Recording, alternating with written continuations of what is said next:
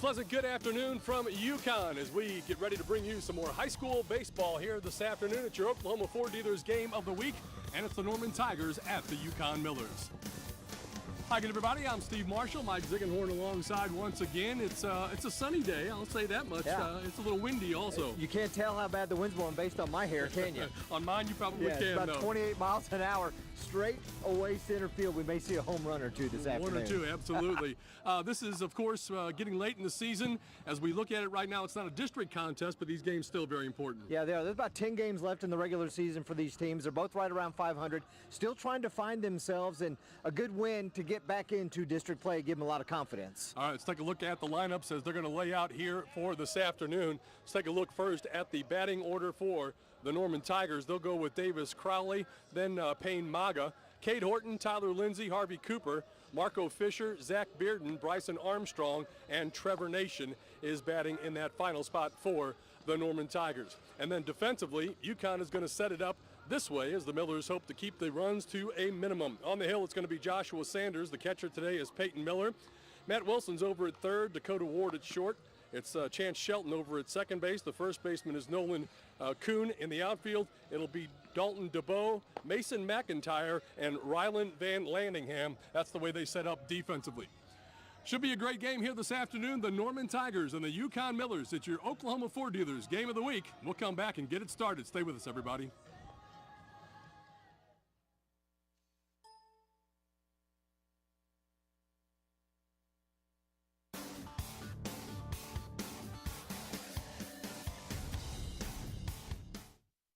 Oklahoma was forever changed on April 19, 1995.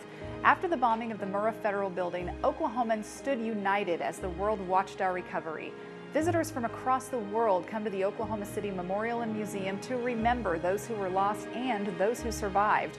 Cox Communications would like to invite you to experience the Memorial and Museum free of charge on April 19th. It's important that we remember so that together we can work toward a world where terrorism has no place. How do you become America's best-selling truck? Come on, Briggs. Wait for your pitch, kiddo. You give it best-in-class towing, payload, and with built-in Wi-Fi, Yes! the best seats in the house. That's how it's done. Just like his grandpa.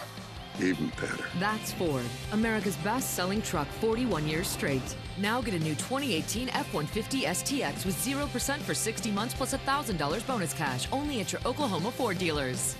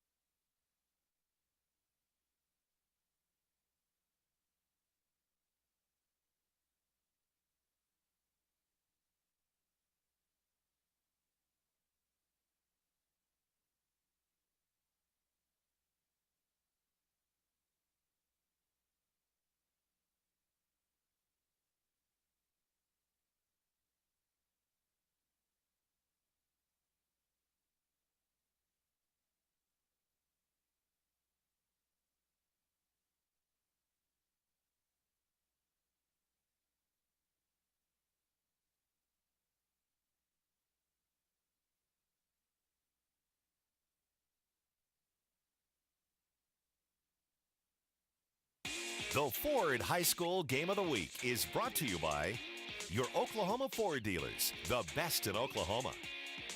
MidFirst Bank, true to your money. The Oklahoma Farm Bureau, the same Farm Bureau you've always trusted, now even better. Mill Creek Carpet and Tile. Mazzios. And by Weoki Credit Union.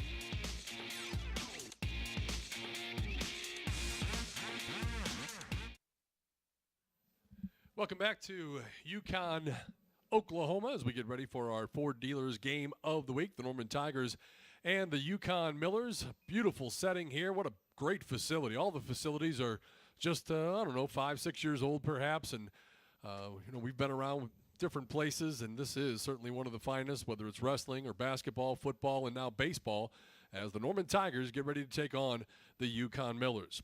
Norman Tigers will send up Davis Crowley, Payne Maga, and Cade Horton. The first three batters in the lineup. The pitcher for Yukon this afternoon is Joshua Sanders. He comes in with a record of 2-2 on the year, a 1.86 ERA and a 1.139 WHIP. And the first pitch is on the way. There's a look at the head coach for the Norman Tigers, Jeff Brewer. Graduate of Washington High School, played his college ball at Stephen F. Austin. First pitch misses the strike zone, and the second pitch is a little wide, and the count goes to 2-0. Second year at Norman and trying to turn things around. They had struggled the previous 3 years before he came into the program, and trying to energize some new energy and life into it. Next pitch is in there for a called strike, and the count goes to 2-1. Get a look at the flag out in center field here in just a bit. Next pitch is fouled back. The count now even at 2 balls and 2 strikes. You said it's 87 degrees and the winds are blowing. You never know what you're going to get in springtime in Oklahoma. They used to say that where I came from and you came from in St. Louis, but no weather that's anywhere near as crazy it is up there as it is here. It's a beautiful day on Tuesday when we did gorgeous. the game over at Mustang. It's not that it's not beautiful today. Yep. It's just very windy, blowing at about 27 miles an hour and gusting up to 35. And there's a quick strikeout on a pitch that might have been a little bit outside, Steve. 3-2 pitch, and he gets the call on the corner. So Davis Crowley, who was scooting down the first base, thought he was aboard. Instead gets the come on back call from the umpire. I believe that's Jeff Murray behind the dish today. And the next batter will be Payne Maga, the first baseman for the Norman Tigers. Shows bunt, takes a pitch a little bit low. Oh, the wind affects everybody, the pitcher, the batter, the umpire, you know, people in the stands. I mean, after a while it wears on you too when you're standing out in it for so long. Nice bunt location-wise, but he showed it the first time. Third baseman was playing in. That was a nice job over there, and Yukon is able to get the runner at first, 2 up, 2 down, and that'll bring in Cade Horton, the shortstop. Nice play by Matt Wilson. Come up on the ball and gun the runner out at first base. First pitch there to Cade Horton.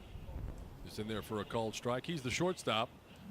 He's committed to Ole Miss, the 2020 class. Just a sophomore. Some talented stuff there when you've been recruited by an SEC school or any major college for that matter. Next pitch is fouled off, backing out of play. Quickly ahead in the count, no balls, 2 strikes. Pete Hughes' son, the former OU baseball coach, was a Norman product who also went and played in the SEC. I think he went to LSU. That one misses outside. 1-2 the count. Ball will definitely carry out to left field especially. They shade him that way just a bit. This one is popped up right side. Right fielder shades his eyes, calls for it, comes in, and makes the put out. So the side is retired. 3 up, 3 down, nothing doing in the top of the first for the Norman Tigers. No score, and the Yukon Millers will come to bat and see if they can't get something going here in this first inning. Let's take a look at their batting order. It'll be Nolan Kuhn, the first baseman, who'll bat leadoff. Dakota Ward in the number 2 hole, followed by Peyton Millard and Jack Pritchard. Dalton DeBow, Mason McIntyre, Rhineland Van Landingham, also Chance Shelton, and Matt Wilson. Batting order for the Yukon Millers. Then defensively, the Norman Tigers will look like this with Zach Bearden on the hill. Tyler Lindsay's behind the plate. Noah Laufer over at third base. Cade Horton at short. Davis Crowley is the second baseman today. Maga over at first base. And the outfield left to right. Trevor Nation in left. Harvey Cooper in center field. And Bryson Armstrong is your right fielder for today. Talked to Coach James a little bit before the game, Steve, and you know, his team's 10-11. Not real happy with the way things have gone, and they haven't played real well as of late. They've lost 8 of their last 10 baseball games, including back-to-back losses to Edmond North in district play a little bit earlier in the week. And you know, you kind of mentioned Yukon. Typically this time of year they're 17-4, right? You know, 15-6, something like that. And just not where he wants them to be, but non-district game, time to get some things working. So he needs to get everything put together in the same game. They'll pitch okay, but they won't play good defense. They won't hit. They'll hit okay, and then the pitching doesn't come through for them, and you have years like that. So they're trying to put up with it there. Kevin James is the coach, 27 years. 24 as the head coach here at Yukon, and he has had some great ball players go through this system here. Right now they're in 5th in their district, but just a game out of 3rd place. So you get back into district play, you start winning a few games, and you can turn the tables pretty quick in a positive way. So for Yukon, it'll be Nolan Kuhn to lead things off. Kuhn stands in with a .258 average on the year. 1 homer, 14 RBIs, batting it from the left side. The first pitch is in there for a called strike. It'll be Kuhn, Ward, and Miller. Anybody gets on, Pritchard, the designated hitter.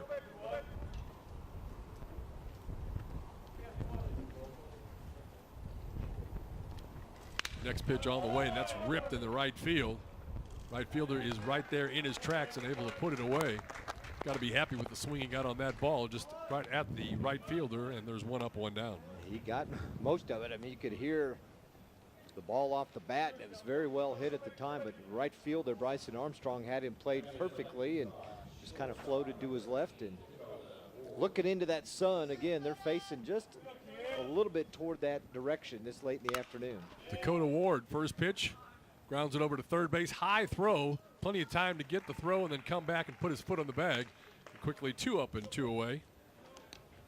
That's what they always say, get the ball over there and then the first baseman can make adjustments. I always had a shortstop that wanted to crow hop and then show off his arm, and you know, it would end up in the dirt or over my head, and then he'd yell at me.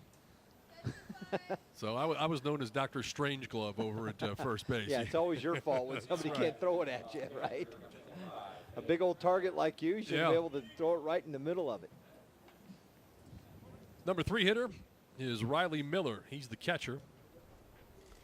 Miller, a homer and 11 RBIs, 344 the average on the year. And the first pitch misses. 1 ball, no strikes.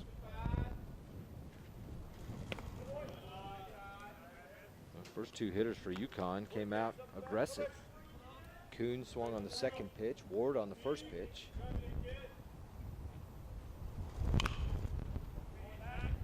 The 2-0 pitch is grounded foul down that third baseline. So we got a good exposure to some high school baseball this week with the Norman North and Mustang game that we carried for you on Tuesday. Great time over there, and kudos to the folks at Mustang. Hospitality, and they opened the doors up for us. Same thing here at Yukon. Appreciate them hosting the YurView folks. Our crew working hard today. They had to battle the wind too. That's right. Absolutely. Peyton Miller draws the walk, so he's our first runner of the afternoon. Scoots down to first base, and that'll bring up the designated hitter, Jack Pritchard. Check Pritchard's numbers on the year. He has 2 homers and 9 RBIs, a .375 batting average. And the courtesy runner will be number 4, Caleb Hernandez. Gets a good lead. First pitch is upstairs for a ball.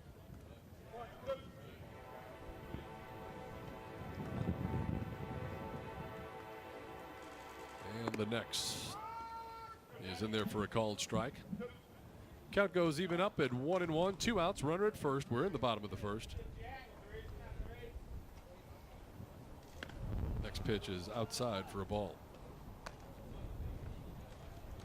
Saw quite a pitching performance from Mr. Corley from Mustang on Tuesday. Guys will be hard pressed to equal or exceed that performance that we saw. I tell you what, he was efficient. I mean, our count that we had in the booth, 66 strikes. He never went deeper in the count than 6 pitches to any batter. Runner is going. Breaking ball was in there for a strike. 1 hop throw down to second, too late. And getting the stolen base on the play is Caleb Hernandez. So he scoots down to second base, puts the runner in scoring position, and the count goes full at 3-2. Big pitch right here for Bearden. to the plate. Weak swing in the dirt. Has to get him at first base. Got to hurry. And they call him safe. The ball got away from the catcher. He jumped out. He thought the ball hit the It did. He stepped on it. The runner stepped on the ball, and watch. He'll hit it right there. It hits his foot. Yeah. And causes the catcher just that extra split second where he had to stop and come back and get the baseball. Yeah, because he had to retreat.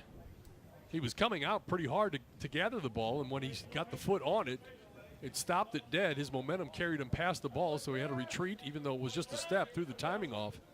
And so everybody's safe, and now runners at first and third, so there's the rare strikeout. And the runner gets aboard. So now runners at first and third, and Dalton DeBow, left fielder, stands in. They always say if you go to a baseball game, you're likely to see something you've never seen before. I don't know that I've seen that before. I've never seen that before. And we've seen a lot of baseball games, haven't we? That's absolutely. Only because we're old. Well, Isn't that what it is? I think that's the primary factor in all that. 0-1 pitch on the way. This one's in the dirt. DeBow stands in, a homer, 10 RBIs, 246 the average.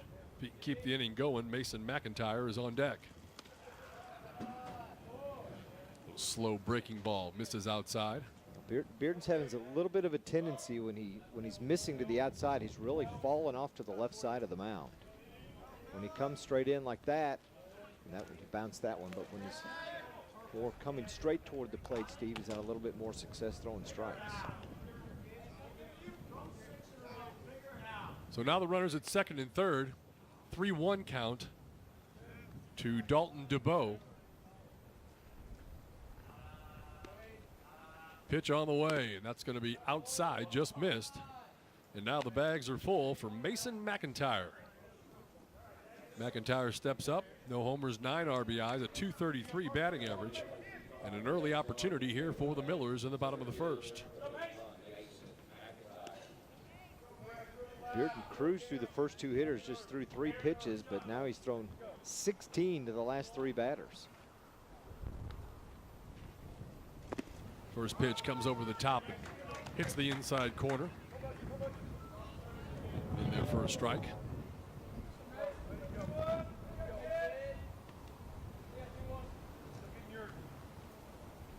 Oh, 1 pitch with the bases loaded on the way, and that one is just a little bit low. Count goes even at 1-1. Good chance for Yukon to jump on top here in the first inning, Steve. After a fly out to right and a grounder to third. Had a couple of walks and a drop third strike, and they've got the bases loaded. Threatening here in the bottom of the first inning.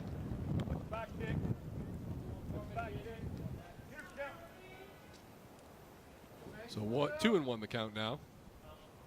2 outs, bases loaded. Opportunity for the Millers here in the bottom of the first. Next pitch is left up a little bit high. Nowhere to put him. 3 balls and a strike, the count.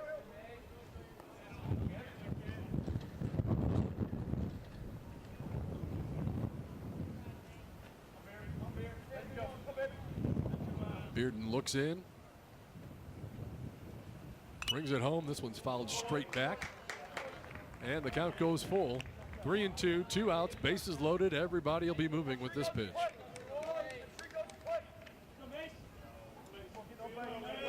You can see the velocity of the wind and the jerseys and the pants of the ball players out there. 3-2 pitch on the way. Here it comes. Popped up.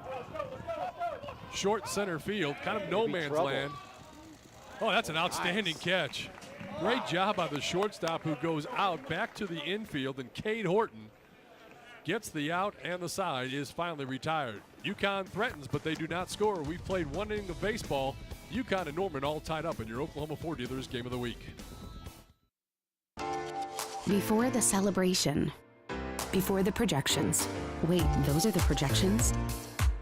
Before you changed course. Again. Before the late nights, long shots, and leaps of faith. Before it was a startup, it was just an idea. And then everything changed. Cox Business. We're making the connections that change everything. Have a great day. You ready, babe? Yep. How do you become the most trusted brand of SUVs? We've got room. You make it for those who are running a bit late, run into a little trouble, or might just be running low. Alexa, tell Starbucks to start my usual order. That's Ford, and that's how you become the most trusted brand of SUVs. Now current Ford owners can drive a new 2018 Escape, Edge, or Explorer with 0 for 72 plus 1,000 owner loyalty cash. Welcome back. No score as we move to the top of the second inning. Norman and Yukon, your Oklahoma Ford dealers game of the week. Bases loaded, 2 out, and look at this play by Cade Horton, the shortstop, Mike, as he goes out, and that's a tough play, especially in this wind. And I wonder if either of them were calling as hard. I was trying to watch their mouths to see who was saying something, and I think both of them were just going for it. Horton and Mason McIntyre, the center fielder. And to lead things off here in the top of the second, Tyler Lindsay gets a clean single into left field between short and third, and leadoff hitter is aboard for the Norman Tigers, who went down 1-2-3 in that first inning. And that's always tough because the outfielder usually is the one who's going to take charge of that, Steve, because they're running in toward everything. So it was indeed a nice play by Horton. So leadoff hitter aboard, and that'll bring in Harvey Cooper, the center fielder, who shows bunt.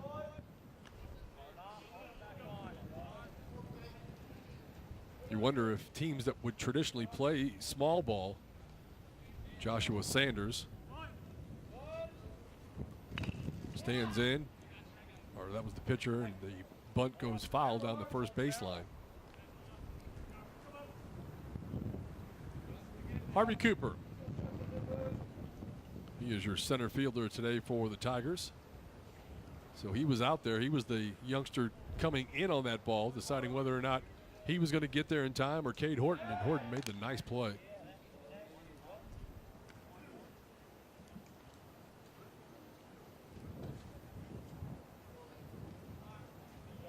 So the count, no balls and 2 strikes.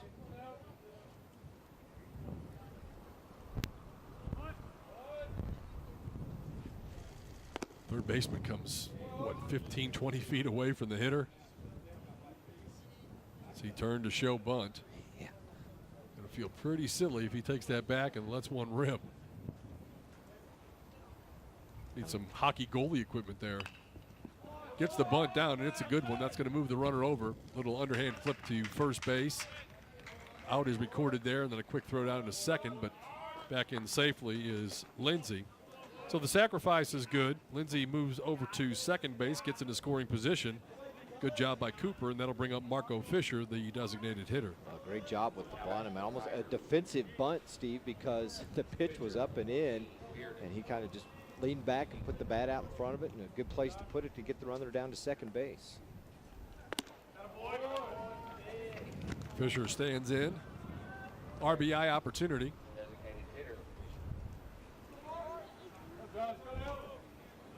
Big gap out there in right center field for the left-handed hitting Fisher. He takes it the other way and slices it foul down the third base side. He waited on it about as long as he could, and then just couldn't quite get around on it enough to push it past the third baseman and hit it foul.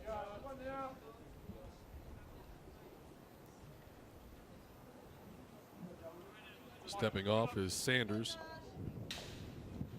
Climbs back on top now with an 0-2 count on Fisher. Next one is in there for a called strike. Fisher looking for something other than the fastball, and he painted the corner. That's his second strikeout, now 2 away, and that'll bring up Zach Bearden, the pitcher.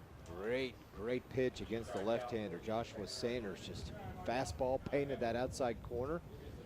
And you're right, at 0-2, a lot of times as a hitter, you're thinking he's going to throw something in the dirt or high or junk, and he went right after him. 2 strikeouts, both guys caught looking. And with 2 away, Bearden stands in. That pitch is in there for a strike.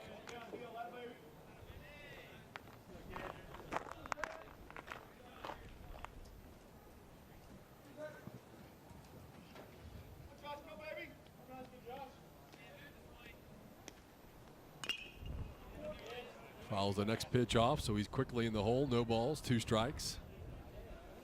2 outs, runner at second. Tyler Lindsay got the leadoff single, was sacrificed over by Harvey Cooper. So the runner was at second with 1 out. Fisher caught looking for the second out. And that's where we stand right now with Bearden trying to help his own cause. Brings the pitch home, wastes 1 outside. There's the time he wasted 1 on 0-2. Trying to keep the hitters off balance.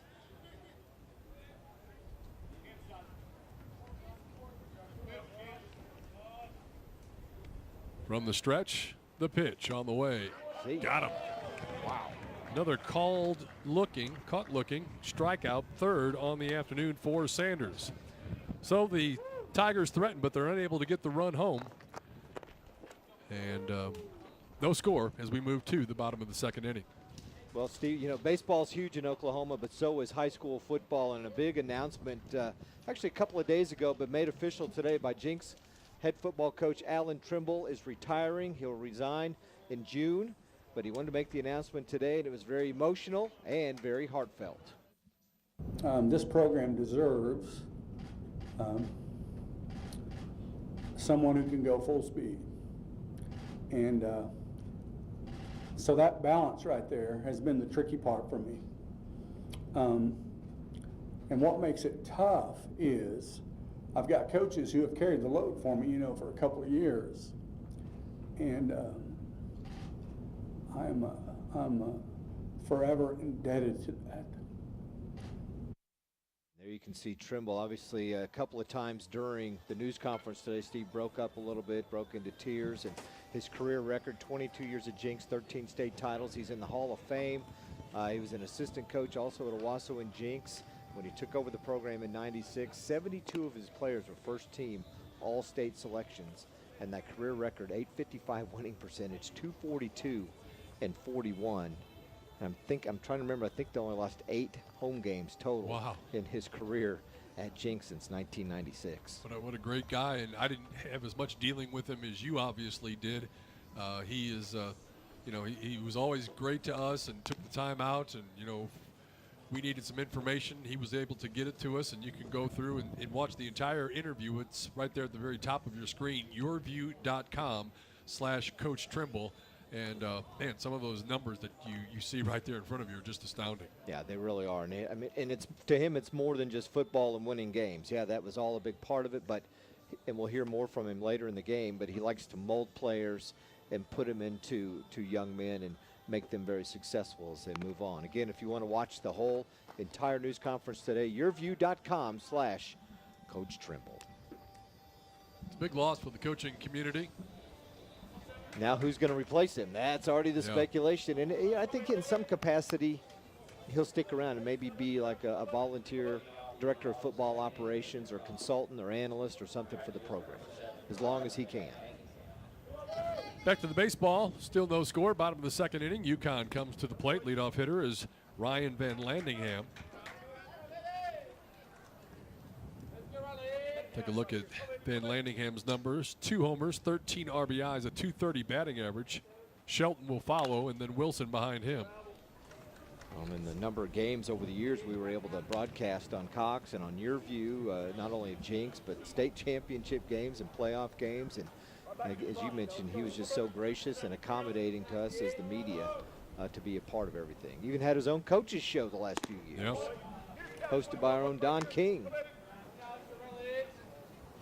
Pitch is up high for a ball. Count goes to 2-1. Bottom of the 2nd. Still scoreless. That might be in the gap. Hit well in the center fielder, but it's run down by the Norman center fielder, Harvey Cooper. And the leadoff hitter, Van Landingham, is retired. Ball was pretty well hit, but right at him.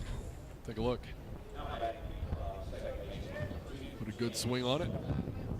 Pitch that was down and tried to drive it in that right center field gap, but center fielder Harvey Cooper able to run over and get the out. Shelton, your next batter. No homers, 4 RBIs, a .211 batting average. The count goes even at 1-1. That's not a fire, Steve. It's somebody's cooking burgers down there. They can probably smell it over in Edmond, too, by now. There's another pitch that's popped up on the infield. Second baseman comes in, makes the play. Quickly 2 up, 2 down, and that'll bring in Matt Wilson, the third baseman. So when you're keeping your scorebook, everybody does it different. I've never run into hardly anybody. When you have a pop-up or a line drive, do you have a determining factor? Do you put L7 or PU8 or something like that? I put PO, pop out. Okay. And then LO, line out. I don't know if that's right or wrong, do you? Well, no, everybody, like I said, everybody has their own way. And sometimes, as you can look at Kevin James, the coach for the Yukon Millers, got fooled on a curveball there and missed it badly. You think anybody's ever called him Doug Heffernan? You caught me off guard. Kevin James, longtime coach here at Yukon. Yeah, super guy, very accommodating, and appreciate the help that he gave us to get ready for this today. Next pitch in the dirt. Gets away. Catcher has to throw it down to first base. He does, and the side is retired. So we played 2 innings of baseball here at Yukon. We're still scoreless. It's your Oklahoma Ford Dealers Game of the Week. We'll take a timeout. Come back with more for you right after this.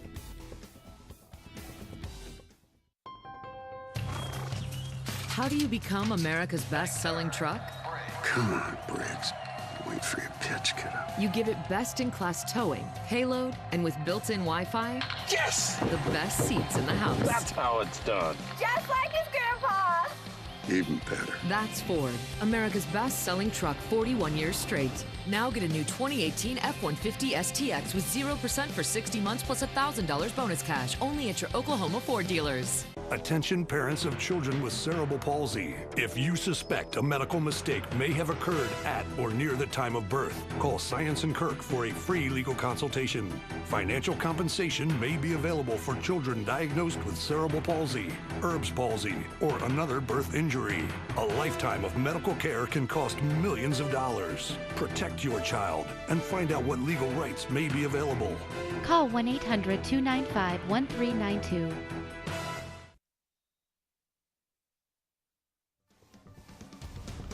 Now they're enjoying the ball game here today. Got the cell phone working, the hot dog rolling, and there's a look at the wind. I love their logo here, though. It looks like a New York Yankees logo, does. Doesn't it? It's a YM, Yukon Millers, obviously, but from the distance, it looks like the Yankees. They had some fun in their game last night, didn't they, with the Red Sox? You know, I don't understand that. The first pitch is a ball. In all other sports, if you leave the bench and come onto the playing field, you're immediately ejected and you're suspended. Why don't they do that in baseball? They should. I think they almost they like it. They enjoy it. Oh, yeah, they do.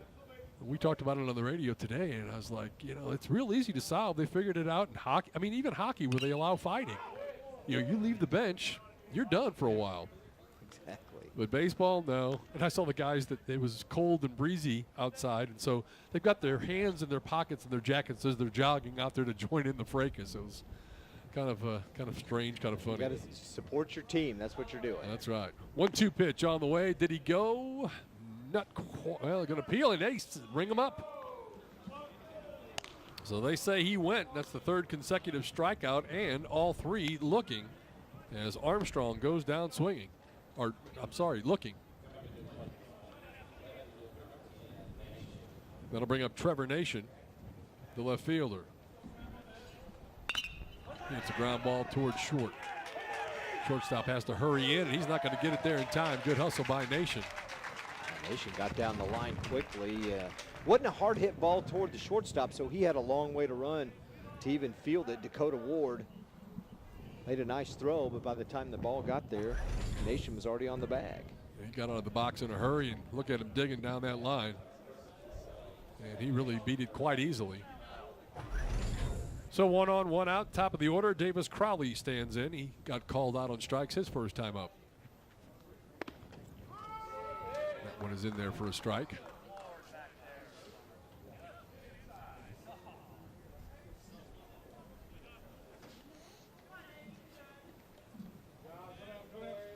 Still no score. We're in the top of the third. 1 on, 1 out. Jeff Brewer, third base coach, head coach for the Norman Tigers. Runner is going. Throw down is a good throw, but he gets in under the tag. And safely, Nation steals second base. Bang, bang play. Nice throw by Peyton Miller. The pitch was a ball high, so the count's even now, 1-1.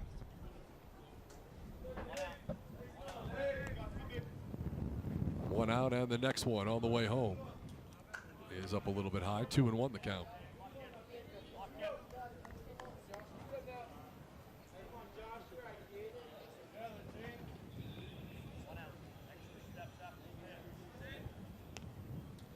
Runner in scoring position. The 2-1 pitch is on the corner for a strike, and it goes even at 2-2.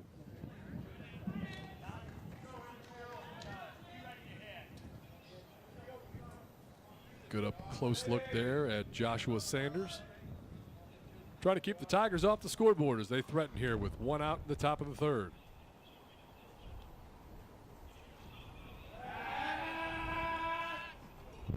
Pitcher turns and fakes the throw to second base. Just trying to keep him as close as he can. Nation's already showed us that he has good wheels.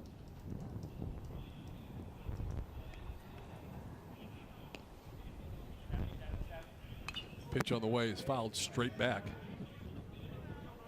And we'll do it all over again. Got away with a high fastball on that one. Crowley just couldn't turn on it. Looking to maybe hit one to the opposite field, Steve, or opposite side of the infield. Move the runner up with just 1 out here in the third. Next one on the way home, and that one's up high. And the count goes full, 3-2. Try and hit one in the gap and drive that run home.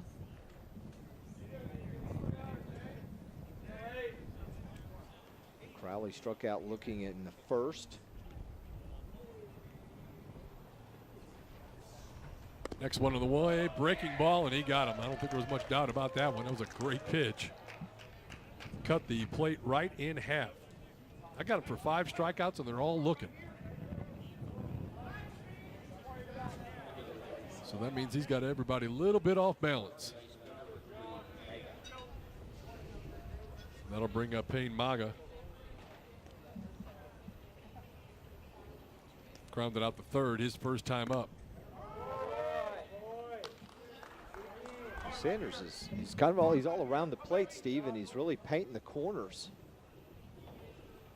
And then that last breaking pitch to strike out Crowley. He's already quickly ahead of Maga here, trying to strike out the side.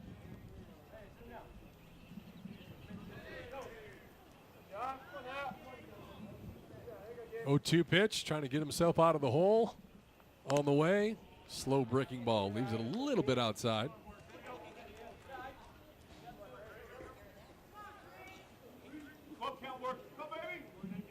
Two outs, runner at second. No score, Yukon and Norman. Next pitch, hit down the left field line, about 5 feet foul. Rolls harmlessly to the corner here at Yukon Stadium. And the count's 1-2.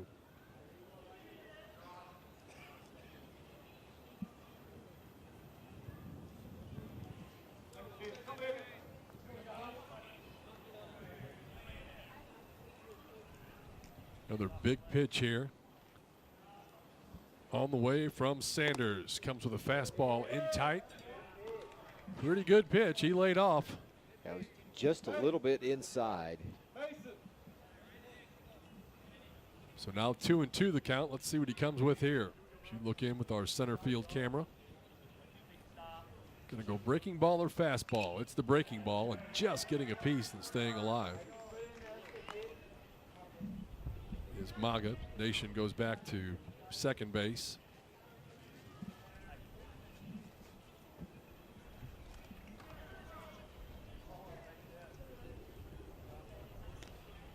Two-2 pitch. Got him in the corner again. Struck him out. The side is retired. Nothing across. They do get the base hit and the stolen base. Let's take a look at that last pitch. See if you think it was a strike. You make the call. He used to have that on This Week in Baseball. Yep. Let's see that he was not looking for that pitch, as that first little half step just wasn't in time where he wanted it to be. I want to remind everybody some of the other things that we got going on for you. How about Cox Home Life? Well, Home Life allows you to unlock your home's full potential and help your home take care of you. 24/7 professionally monitored security provides peace of mind, plus video monitoring and automation features like smart door locks, smart thermostats, and smart lighting let you see and control your home from anywhere. Go to cox.com/homelife or visit your local Cox Solutions store to find out more how to get free professional installation and a free HD camera.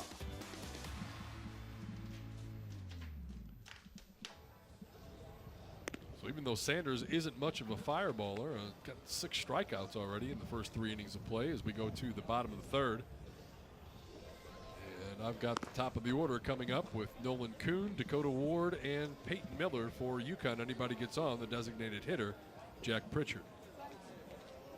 Still no score in your Oklahoma Ford Dealers Game of the Week. Well, teams have had runners on base. Yukon had 3 had loaded the bases in the first, didn't get anybody on in the second. Norman didn't put anybody on the first, but had runners on board, got runners to second base in each of the last 2 innings, but have not been able to move them up and move them around to put some runs on the board.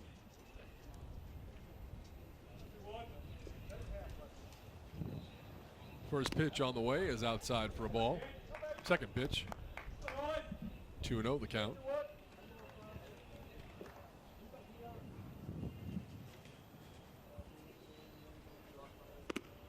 And that one is on the corner. And they always say if an umpire is consistent, then you like the way the game is being called, and he's been calling those corner-type pitches. Here's a ground ball to the shortstop, shows off the big arm, goes across the diamond, gets the runner at first base, and the leadoff hitter is retired. Yeah, one hop right to Cade Horton, just moved to his left a little bit, picked it up nicely, and threw right across the diamond for the out. So 1 up, 1 out, and that'll bring up Dakota Ward, the shortstop, who grounded out the third his first time up. Both teams have threatened. Nobody been able to get any runs home to this point. First pitch on the way is in there for a strike.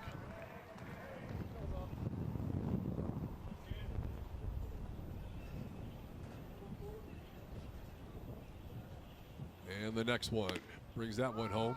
Nice. A little off-speed action.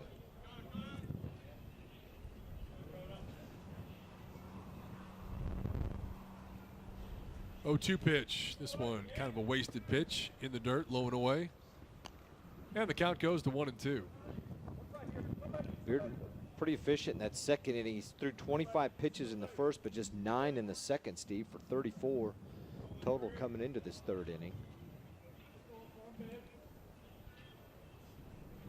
1-2 pitch on the way. That one's up high for a ball. Count even up now. 2 balls, 2 strikes.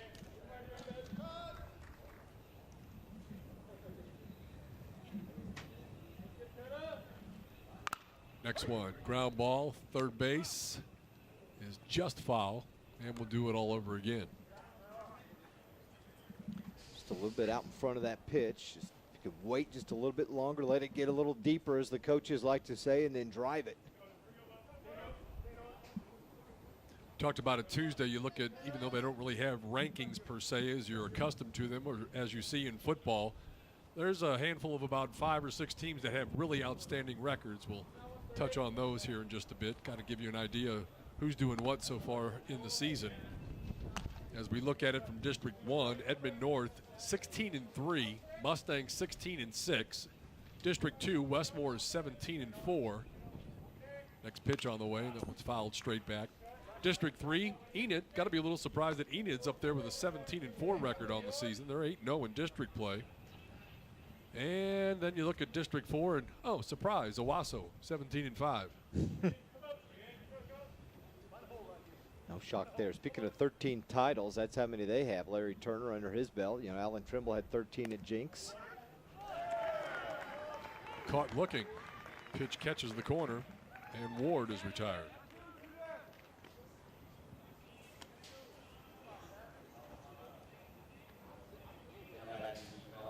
Owasso had kind of been the bell cow of baseball programs in the state for a long time. I think you pointed out the other day that they had won, what, 7 in a row or something like that before the year that they ended up going with the single elimination in 2011 or 12. You've got the list there with you. Then Edmond North finally broke through and won the state title. First pitch, second pitch, count goes even 1-1. Well, they'd won 5 out of 6.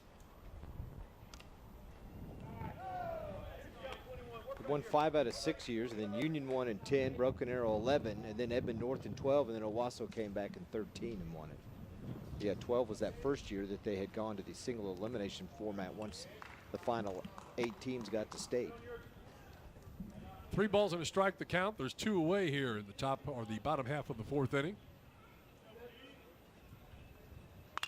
Popped up, back. The wind may hold that one in. Drifting over near the fence, and it actually does land on the playing field, but right up against the protective screen that they have here. Something I didn't notice the other night at this game. They've got a protective screen that really covers from the home plate area all the way to each dugout. But just because you're in the dugout doesn't mean you're always safe, as me and my 2 ribs found out a couple years ago. You found that out, didn't you? Wow. What were you doing hanging out in the dugout? We were out doing some of the TV show. Here's a line shot, base hit in the left field. He roped that one. Big hit there by Peyton Miller. So a 2-out single by Miller, and that'll bring up Jack Pritchard. Going to get a courtesy runner in there. And they're going to send number 4 back out there again, Caleb Hernandez. There's not much you can do about broken ribs either. As I found out, yeah, that was pretty awful. It's not like they can recrack. Okay, we're going to recrack them and set them, and you'll be good in about 2 days. Yeah, you don't put a cast on it. No. That wouldn't make any sense. I mean, they can put a band, you know, they can put a... Well, they don't like to do that a whole lot anymore either. They just... And anytime you take a deep breath or cough or sneeze, oh, it hurts, doesn't it? Yes. And don't eat spicy food either. There's another shot down the left field side. That's going to go foul. Pritchard fighting off that inside fastball. Kenny Mundy, the wrestler, broke one of my ribs one time when I was doing a sports story with him. Oh, man. Yeah. Well, we were supposed to be wrestling. Yeah. It's part of the story, but he took it a little too serious. Well, at least it was somebody famous. Yeah. Exactly. Mine was the Blanchard third baseman is all I can remember. Next pitch on the way. Line drive, center field, but right at the center fielder. And the side is retired. We've played 3 at Yukon. No score. Norman and the Millers scoreless after 3. It's your Oklahoma Ford Dealers Game of the Week, and we'll be right back.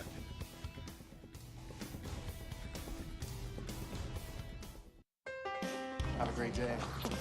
You ready, babe? Yep. How do you become the most trusted brand of SUVs? We've got room. You make it for those who are running a bit late, run into a little trouble, or might just be running low. Alexa, tell Starbucks to start my usual order. That's Ford, and that's how you become the most trusted brand of SUVs. Now current Ford owners can drive a new 2018 Escape, Edge, or Explorer with 0 for 72 plus $1,000 owner loyalty cash. Attention type 2 diabetics. The FDA warns of an increased risk of amputation associated with certain diabetes medications. If you took the diabetes medications Invokana or Invokamet and then suffered an amputation or one of these other serious injuries, call the Rely On Group right now. If you've suffered amputation or any of these other injuries after taking your diabetes medication, call the Rely On Group today. You may be entitled to substantial financial compensation. Call 800-491-5968. That's 800-491-5968. Moving now to the top of the 4th inning. And as we look out there, Joshua Sanders, who's been pretty tough, lights out. Last 5 outs that he has recorded have all been strikeouts, and they were all called third strikes. So that means he's got everybody guessing a little bit. Tigers will send up Cade Horton, Tyler Lindsay, Harvey Cooper. Anybody gets on, Marco Fisher. We move to the top of the fourth, still scoreless. 43 pitches through the first 3 innings. 39, or rather 29 of those 43 have been strikes. So pretty good percentage. I can't figure that out in my head that quick, but 70% of his pitches going for strikes. Is that about right? You doing your Gazintus? 68%? Something like the who, what? The Gazintus? Oh, sure, yeah. Jethro Bodine? Bless you. Nice breaking ball there, swing and a miss, and another strikeout. Horton goes down. 7 strikeouts. That'll bring up Tyler Lindsay. Last 6 outs, as you said, have been strikeouts. Struck out the side last inning. In between that, gave up a single to Trevor Nation, son of former Norman football coach Greg Nation. Saw him walking around here a little bit earlier. Was an assistant at Blanchard this past year. I don't know if he's back again or what the status is of the Blanchard schools right now, given all that's going on in education and teaching right now. Next pitch, swing and a miss, and another strikeout. So as I look at those numbers again for Sanders, he had pitched 26 innings coming into this contest here, struck out 28. So anytime you're striking out at or above the same number of innings pitched, which he is 28 to 26.3, you're doing a pretty good job. And he is certainly helping those numbers here tonight. Yeah, he's just dealing right now, Steve. He's thrown 7 straight strikes this inning.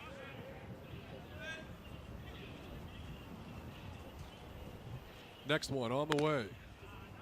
Just a little bit high and outside. Got a little too greedy with that outside corner, but hey, you know what? Keep pumping it until the umpire doesn't call it.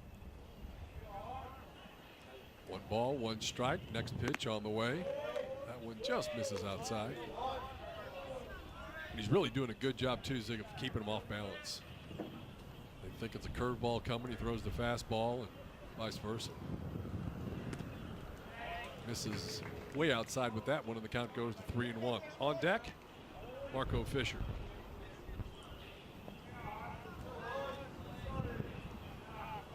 Cooper had a sacrifice bunt back in the 2nd inning. Here's the 3-1 pitch on the way. It's popped up. Short, left center field. Center fielder coming on. He's not going to be able to get there in time. Trying to get into second base. A good throw would have had him. But instead, good hustle gets him into second base and puts himself into scoring position.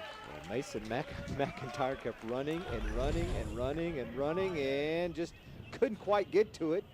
And then came up, I don't know if no one was talking to the second baseman, but he seemed kind of shocked that, oh, heck, I'm going to have to turn around and make a tag on somebody. So that puts a runner in scoring position. Cooper out there at second base, and here comes Marco Fisher, who was called out on strikes his first time up. 2-way, first pitch. He's up high for a ball.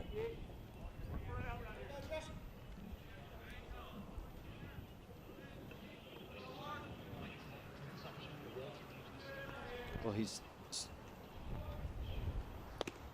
That one's in there for a strike, 1-1.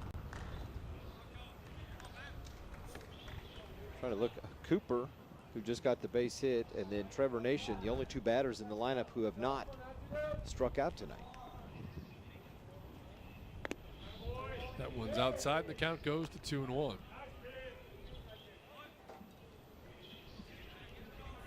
Have full weeks of baseball next week and the week after. And some teams may squeeze another game in there on that following Monday or Tuesday before postseason play begins. There's a timeout called and granted by the umpire.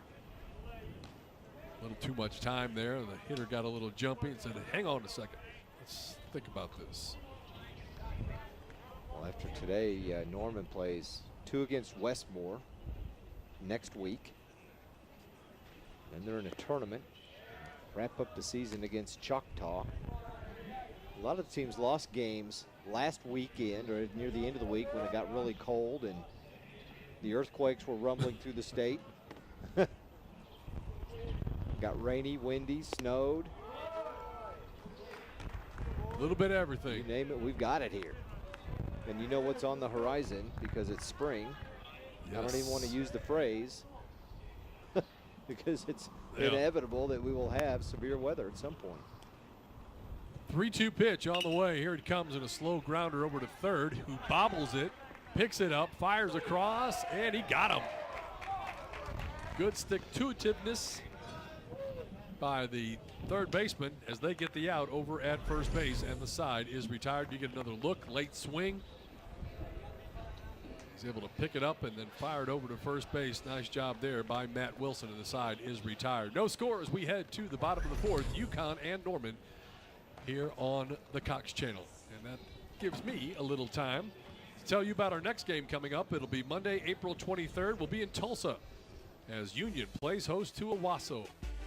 Live coverage begins at 7 o'clock. You can join us Monday evening, April 23rd, Union and Owasso. It's the Ford game of the week right here on YurView channel 1333.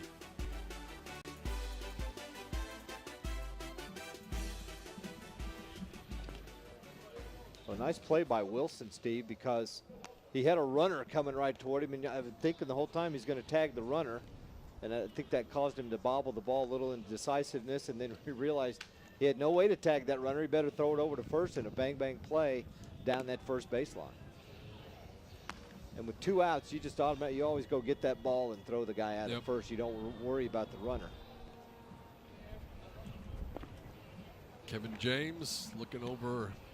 He's got a good pitching performance, and that's what he was talking about. He is, we'll get good pitching, but we don't score any runs for our pitchers or vice versa. And today it's the former, as they've had an outstanding pitching performance thus far for Joshua Sanders, but Zach Bearden has been doubly tough for Norman as well. Still no score as we move to the bottom of the fourth. James' career record better than 630 wins overall in his career and what he's done, and just a lot of success. 16 state tournament appearances. They got to the state semifinals last year before they lost to Mustang, the eventual state champions.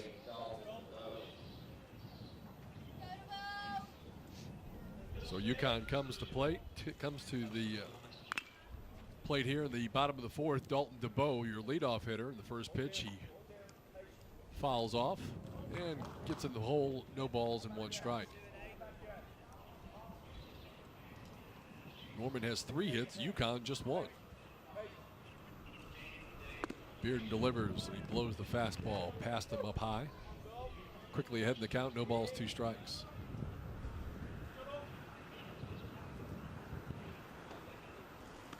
And he gets plunked in the back. Boy, pitchers hate that when they get ahead 0-2 and then hit the batter. So DeBow will scoot on down the first base as you take a look. That'll sting a little bit. That's right where they got the Yankee player, Tyler Austin, last night. Yeah. Joe Kelly, former Cardinal, drilled him right in the back. You know that can't feel good. Yeah, and he wasn't throwing a changeup or a breaking pitch at his back either. That was a fastball. Attempted bunt, trying to move the runner over. Goes foul. Mason McIntyre at the plate. Hey, I'm excited. I get to go see the Green Monster live in person this summer. Really? Got some tickets last week. They're going to be playing the Angels the week I'm there. Go see Mike Trout and Albert Pujols. And the new superstar in the league, Ohtani. He is really. When he's not pitching, he's hitting home runs as a DH. Went 7 innings and had a no-hitter last week, struck out 12. And hits home runs on his days off when he's not pitching, and he's serving as the designated hitter. Boy, you talk about somebody that had a lot of hype coming in, and he has certainly lived up to it to this point. Yeah, I saw some available tickets online. I thought, you know what, I better scoop them up because if this guy keeps tearing it up, there aren't going to be any tickets available. Good for you. When we get close. That's on my bucket list. That means I'll have hit 2 bucket list items this year. And the other being? Allen Fieldhouse. Oh, yeah, nice. Base hit in the center field. Runner takes a look. He's going to scoot over to third. Nice hit and run. So McIntyre with the sharp single back up the middle. DeBow makes his way over to third. And it's first and third, nobody out, and that'll bring in Ryan Van Landingham with an opportunity to get our first runs of the game as you take a look. Well, nice job of hitting. Hit and run was on. Second baseman, Davis Crowley, went to cover the bag. And the ball went right over his head, and that's going to be it for Zach Bearden. So Bearden, who had a shutout coming into this inning, still does right now, but things don't look so well with runners at first and third and nobody out.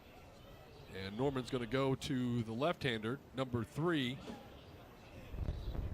is Maga, and he'll come in now as the relief pitcher. We'll see if he can't get the Tigers out of this jam.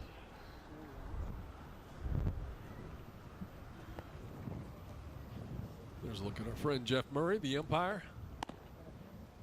They had a big to-do a couple weeks ago in the OU baseball game when Steele Walker was called out on strikes, and he pointed in the dirt where he thought the pitch was outside and that he shouldn't have been rung up. And a lot of people were upset, because I think it was the first inning, that the umpire didn't give him a little more leeway. And my initial reaction is, as you said, old guys here, you just know that's something that the umpires will not let you do. You can't show them up. You can cuss them and everything else, but you can't show them up. And so I made a phone call to a couple of my umpire friends. I tried to get a hold of Jeff, didn't, but I did get a hold of Chris Evans and one of his friends, and they said, "Oh, Steve, no doubt, that's a no-doubter there. If you do something like that, you're going to get booted from the ball game." And we had Skip Johnson on the radio with us the very next day, and in a roundabout kind of way, I said, "Skip, what'd you think about that call?" I said, growing up as a baseball guy, you're not supposed to do something like that. He goes, "Nope, he should have never done that. I didn't blame the umpire one bit, and he won't do it again." I'm sure Skip told him that in the dugout. I'm sure he did. Do not ever do that again. He's an interesting interview. He always talks about you don't play against the other team, you play against the baseball, which, so often we're so used to hearing so many cliches, whether it's baseball or football or basketball. And, of course you're trying to beat the other team, but you can't beat the other team if you don't beat the baseball. And that comes in, whether it's throwing the baseball, hitting the baseball, fielding the baseball. So I never looked at it that way before, but okay, that makes sense.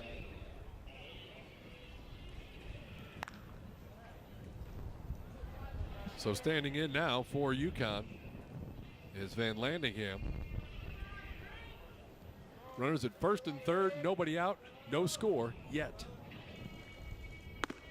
First pitch is up high for a ball.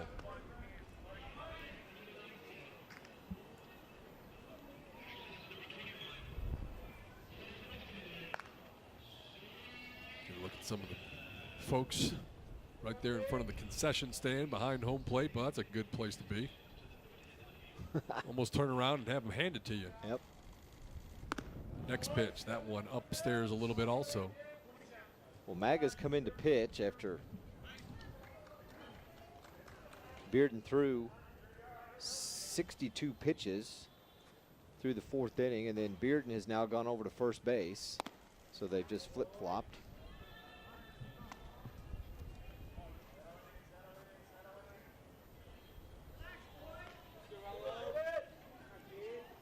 Three balls, no strikes. Got to think he's taken all the way here. Pitch on the way, and that one's in there, 3-1.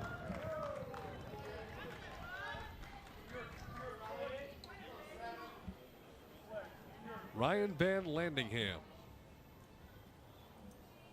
See what he does here on this 3-1 pitch. Runners at first and third and nobody out. Takes a good cut, comes up empty, 3-2. And we don't know, Bearden may have been getting close to his pitch count too, Steve. What did he get up to? I had him at 62. Okay. So I don't know how many days rest he's had or when he last pitched. Or Coach Brewer may have just felt, you know what? The first two were on. Time to make a change with nobody out. Now the bases are loaded. Yeah. Bases loaded, nobody out. And that'll bring up Shelton.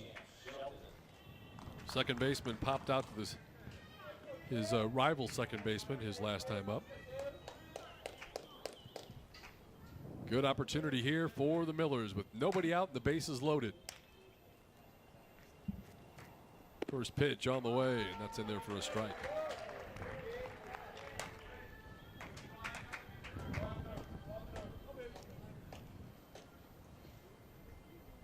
Well, we thought we had a low-scoring game the other day. It was 3-1 going into the 6th inning, and Mustang erupted for 8 and ended up being a run rule. Next pitch, offered at it. He went, and it's a strike. Yeah, and that was a crazy bottom of the 6th inning. Made a couple of pitching changes. There was, I think, 2 or 3 consecutive walks, and then one of the big hitters came up and stroked one to the fence, kind of clear the bases and really blow it open. No balls, 2 strikes. Next pitch on the way. Took something off that one. He did well just to get a piece. It was way out in front. Bases loaded, nobody out. This is the time for Yukon to strike. Only previous base runner, you got to go all the way back to the 1st inning when Dalton DeBow was on. Infield is in, so they're going to bring it home if they have the opportunity to. Not playing back for the double play here. They're expecting a low-scoring game.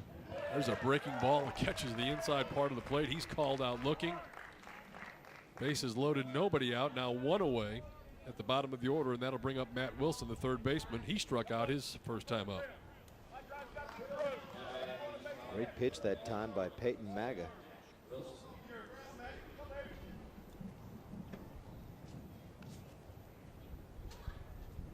He's not home free just yet. Now the infield's back. They will take that double play, obviously, if they can turn it. Tough to position to be in, too, as a pitcher. You're playing first base. You come in, nobody out, runners on 1st and 3rd, and you've got to take control of the game and get your defense back in the dugout. 1-0 pitch on the way. Grounded just foul down the 3rd baseline. Count goes even now at 1 ball and 1 strike.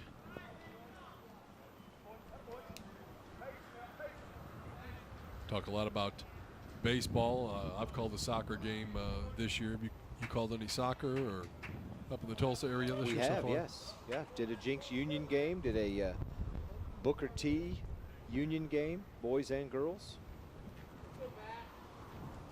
1-1 pitch, breaking ball, and it's a strike. You better come up with swinging the bat in mind.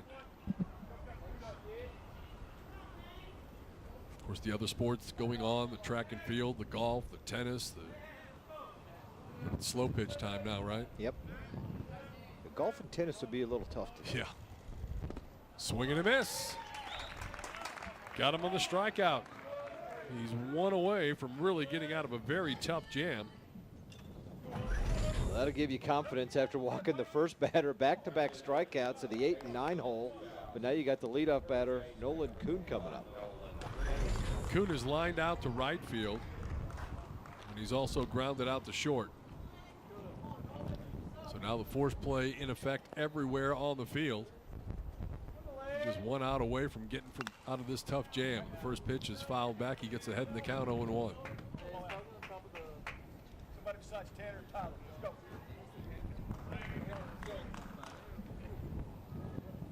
This is what Kevin James has been talking about. Really needs the hit here to get the offense ignited. 0-1 pitch, lefty on lefty, nice. Breaking ball. That was pretty. Very nice breaking pitch.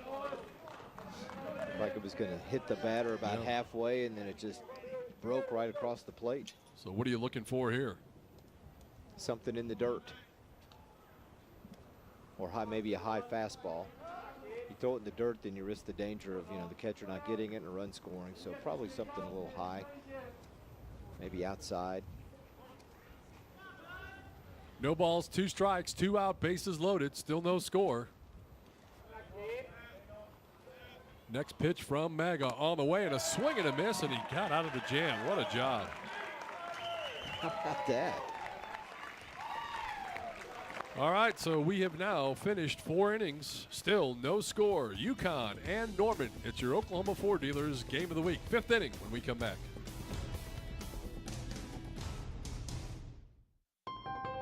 Hey, Dad. Something's up with the Mustang. It won't go over 65. Oh, really? How do you become America's best-selling brand? Mom, something's up with the Fusion. The stereo won't go very loud. Really? Dad, when I'm in the escape, all my calls go straight to voicemail. Really? With My Key, you let parents stay in control even when they're not there. That's Ford, America's best-selling brand. Now current Ford owners can drive a Fusion or Escape and get $4,000 cash back plus a no-charge Ford Protect maintenance plan only at your Oklahoma Ford dealers. Join the hiring revolution. At ericsjobs.com, you can post a 30-day job ad for only $25. That's right, only $25. What's the revolution? It's only $25 to post a 30-day job ad, and we reach the same candidates as those other job sites. So get in on the hiring revolution and post your jobs today for $25. Free for job seekers, great for business. ericsjobs.com, $25 job postings.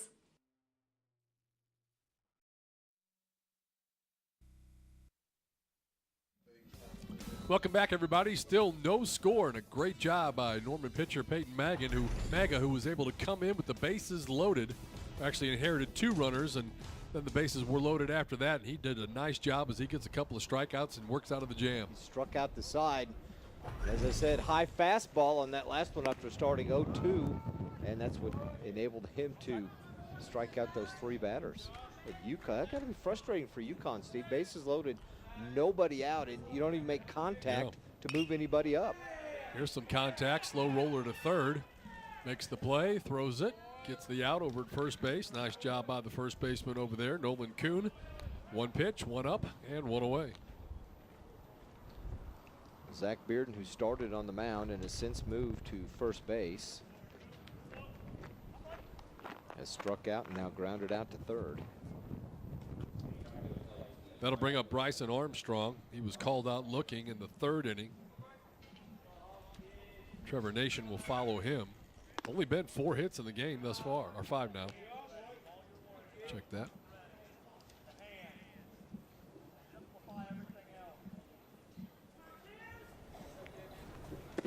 Next pitch. That one's on the corner for another strike. The umpire's been calling that pitch all night. So you're right, as a player, you've got to adjust. Right down the middle. Nice. Sanders just continues the deal out there. 8 strikeouts. We're just 1 out in the 5th inning. High breaking ball. Just a little bit out of the strike zone. Just a little bit too high. Yep. Close. Must have been a little bit too low. That's the pitch they've been working on all night. It's a good spot for that pitch. Now the count goes full at 3-2. And a fly ball on a short right field. Right fielder starts back, comes in, puts it away, and quickly there's 2 outs. So Armstrong is retired. That'll bring up Trevor Nation. Nation has one of the 3 hits for the Norman Tigers.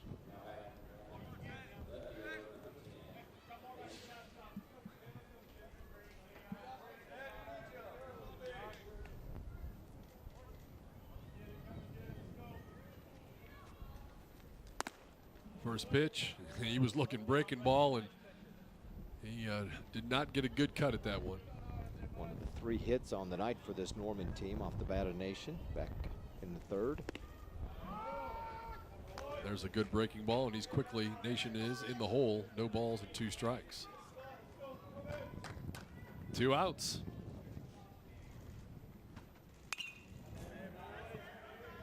That's a way to stay alive. He knew he was going outside. He'd been doing that a lot, especially when he got ahead 0-2, trying to paint that outside corner.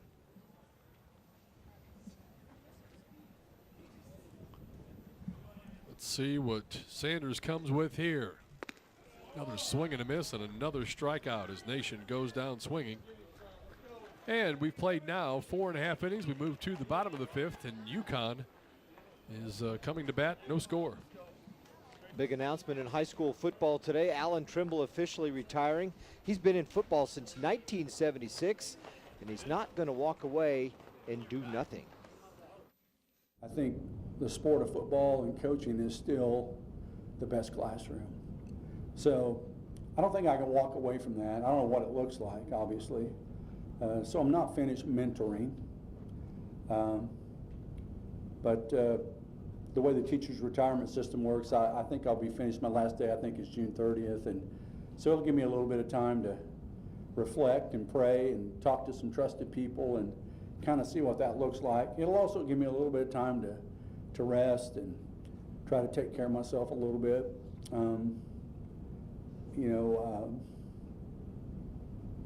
ALS is very unforgiving. You get tired.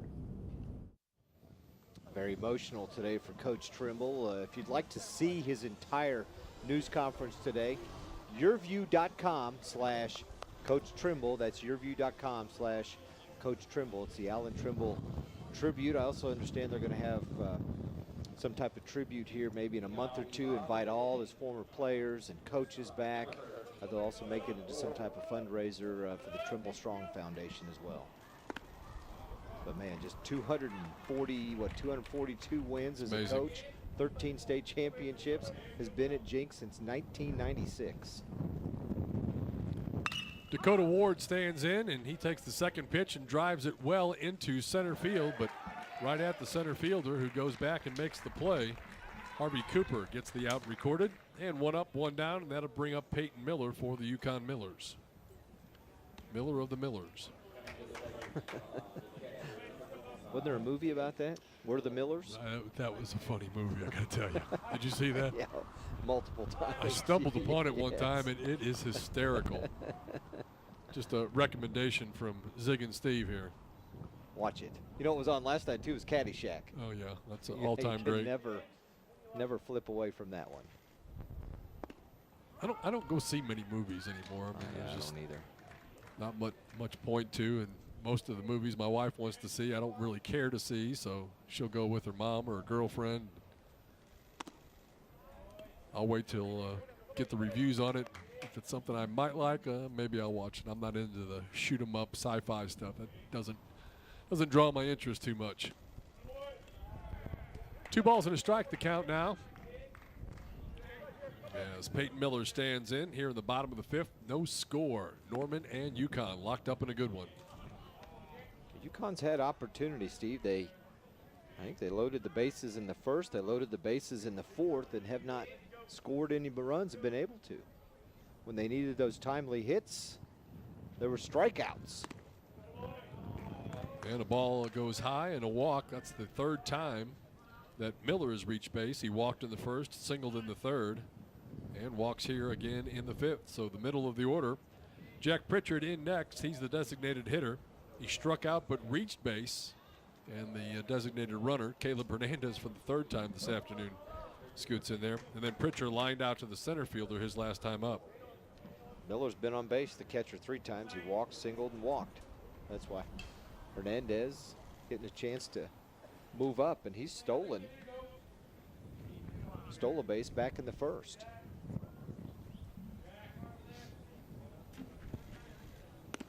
Pitch to Pritchard is on the corner. Good time to try and hit and run. They did it last inning successfully. Just couldn't finish the task.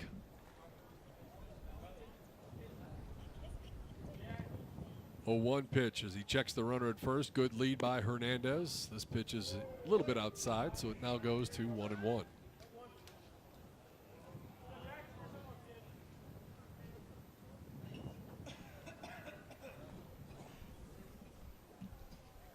And the next one. Swing and a miss right off the catcher's mask. Count goes to 1-2. Pritchard also pretty salty on the mound, Steve. Has a 90-mile-an-hour fastball. Right now they're looking for him to hit one about 90 miles an hour off the bat. Quick toss over to first to keep Hernandez honest over there.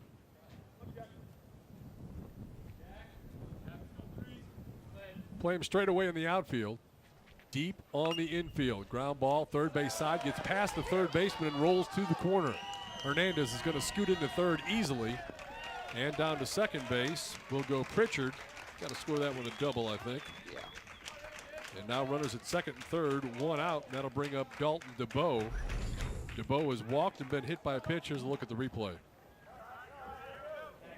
Pretty well struck. 2-hopper down the 3rd baseline, and Noah Loffer playing off the line a little bit, just couldn't come up with it, just tipped off the edge of his glove and then rolled down into the corner.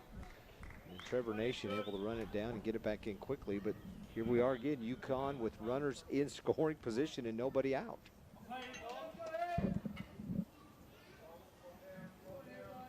They've left 6 so far this afternoon.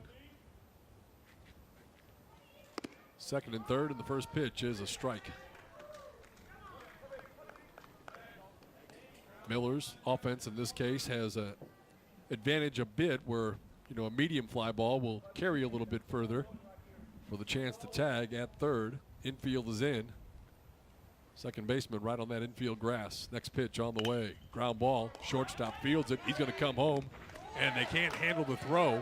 Gets away from the catcher, so the run scores. Hernandez crosses the plate, and it's 1-0 Yukon. Looked like Norman had executed it perfectly, but looked like the catcher maybe took his eye off the ball. Cade Horton. Two-hopper right to him and then throws it directly home to Tyler Lindsay. And I don't know if he lost sight of the ball a little bit or maybe tried to put the tag down too quick before it was in his mitt. And an E2 and the run scores. So Yukon's on the board first, and they still can add to that. As the ball got away, DuBose scooted all the way down to second base. So still, again, second and third with one out. And Mason McIntyre steps in. Norman had it played perfectly, and they got the play they want. They just could not execute. First pitch is fouled straight back. And there were some words exchanged at the plate between the base runner, Peyton, or rather it was Hernandez, and Tyler Lindsay. 27-mile-an-hour wind, gust up to 40 miles per hour. The wind's supposed to blow like 40 or 50 tomorrow with gust up to 60. And they're talking about 75-mile-an-hour winds in northeast Oklahoma tomorrow night. My goodness. Possible hail. Look at that.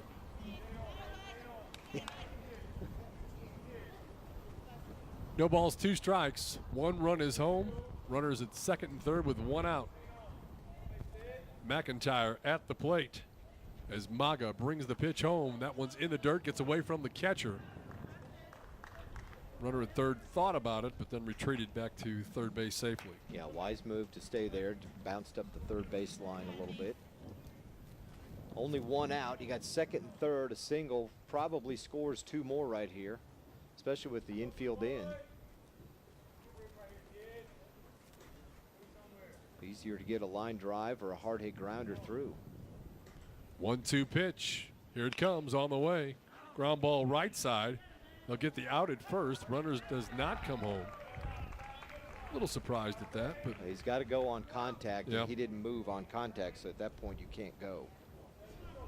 So 3 unassisted on the play, and now 2 outs.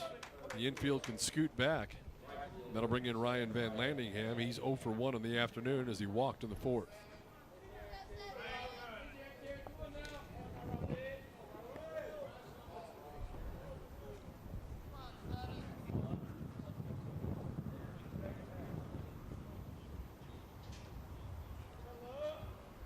Millers have scratched out a run here with like a base hit to drive in 2 and give themselves a little bit more of an edge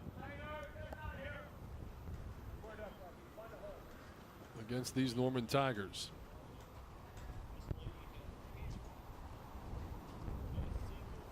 Looks over at the runner at third. 1-0 pitch on the way. Misses outside, and the count goes 2-0.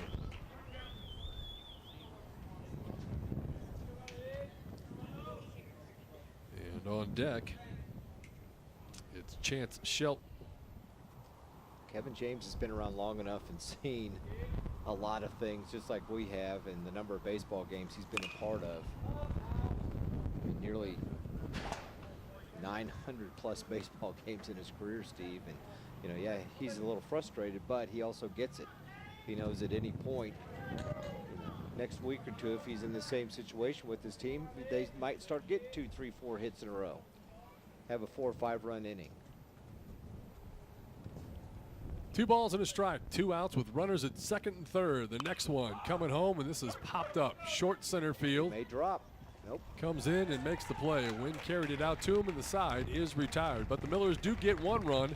That's the only run of the ball game thus far. They lead it 1-0 over Norman in your Oklahoma Ford Dealers game of the week. Keep your hat on, son.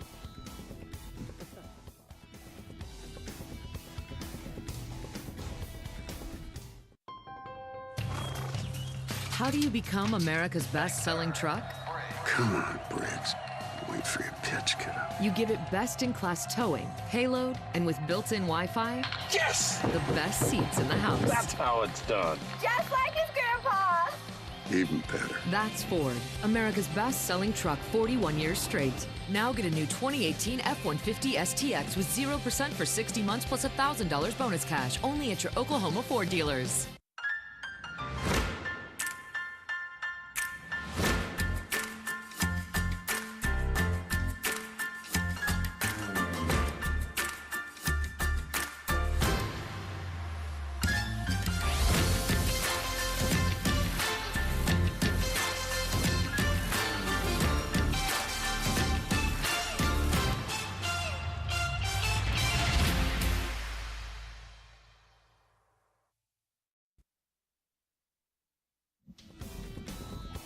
Welcome back, everybody. We are at Yukon this afternoon. Millers holding on to a 1-0 lead as we move it to the top of the 6th. Top of the order for the Norman Tigers. Davis Crowley will lead things off, followed by Payne Maga and then Cade Horton. Top of the order. Tigers, if they're going to get something done, they've got 6 outs to do so. Yukon was able to get 1 across. Had the opportunity to get a couple of others, but just couldn't do it. Good job by Maga coming in and shutting the door. 71 pitches through 5 innings. Joshua Sanders. He talked about his stats pregame, Steve, about his walk and hits to innings pitch was really good, and so was his strikeouts, innings to strikeout ratio. Yeah, he'd only walked 12 in 26 innings with 28 strikeouts in those same 26 innings. So those are stats you'll take at any level, and he leads off by getting another strikeout here. 3rd time looking for the leadoff hitter for Norman. I do believe that's triple digits now for Sanders. You watch him, he doesn't appear to have overpowering stuff. Just good placement, good change of speed. Yeah, he's been painting those corners pretty good, mixing his pitches up and keeping the hitters off balance.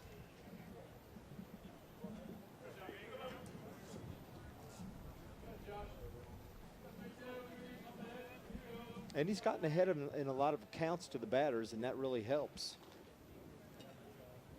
Always helps. As we found out the other night. 1-0 pitch fouled straight back, and count goes even now, 1-1.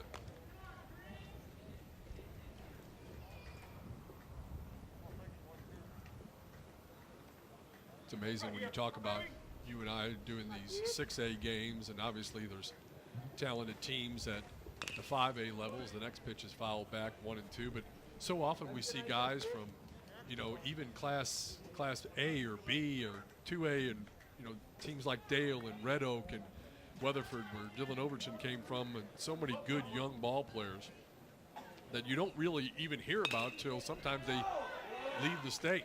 Ground ball to short, over to first base. Tricky footwork over there, and quickly there's 2 away. Yeah, this state is loaded. And we're a good football state, but we're also a really good baseball state. The number of athletes who've gone on to play in the minor leagues, and then who you see in the major leagues playing baseball. And not bad basketball either. I mean, I give the example as the next hitter stands in.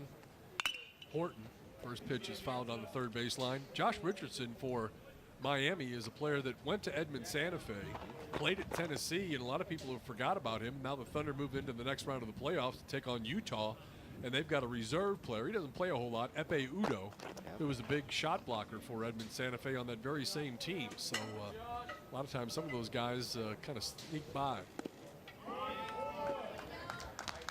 That's what makes it so fun, at least from my point of view, when people ask me, is to see these guys play at the high school level, move on to college, and eventually some of those guys make it to the professional level and excel there.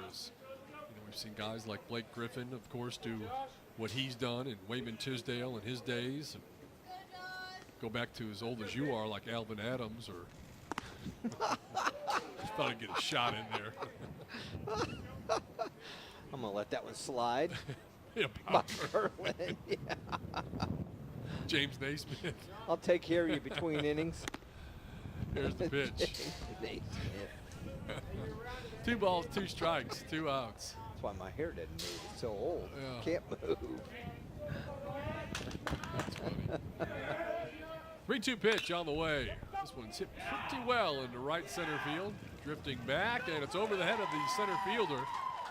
And scooting into second base with a stand-up double. That ball just kept carrying and kept carrying. And Cade Horton has the tying run in scoring position with a 2-out double for the Norman Tigers. I'm not taking anything away from Norton because he's a solid hitter, Steve. That's nearly 500 on the year, but he got all of this one. I'm surprised it didn't go out. Definitely playing tricks on Mason McIntyre, the center fielder, had him spin in all kinds of different directions, and the wind helped that ball, but I think he would have hit it that far anyway without the wind. He got a good swing on that one, as they say. Breaking ball in there for a strike. Tyler Lindsay, the catcher. He's 1 for 2 in the afternoon, singled back in the second inning, then struck out in the fourth. Looking for the base hit to tie this up here in the top of the 6th inning with 2 away. Next pitch is up high for a ball. Sanders working pretty quick.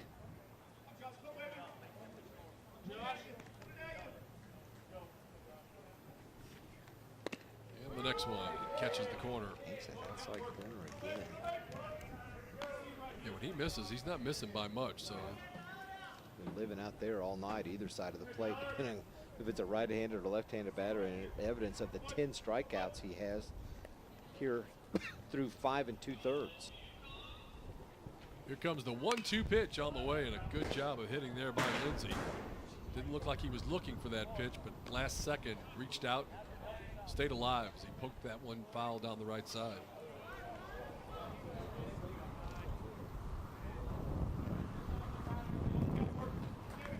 Big battle here in the top of the 6th and a 1-0 ball game. Next pitch, ground ball, third base side, just foul.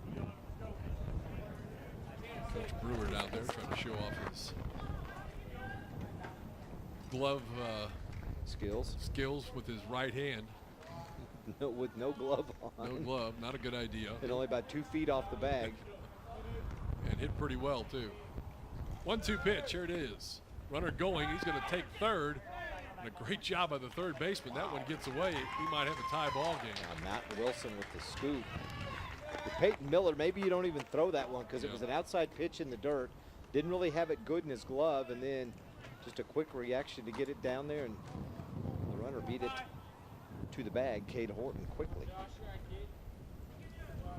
Almost thought they could have called a balk there because it looked as though he was going to go from the windup.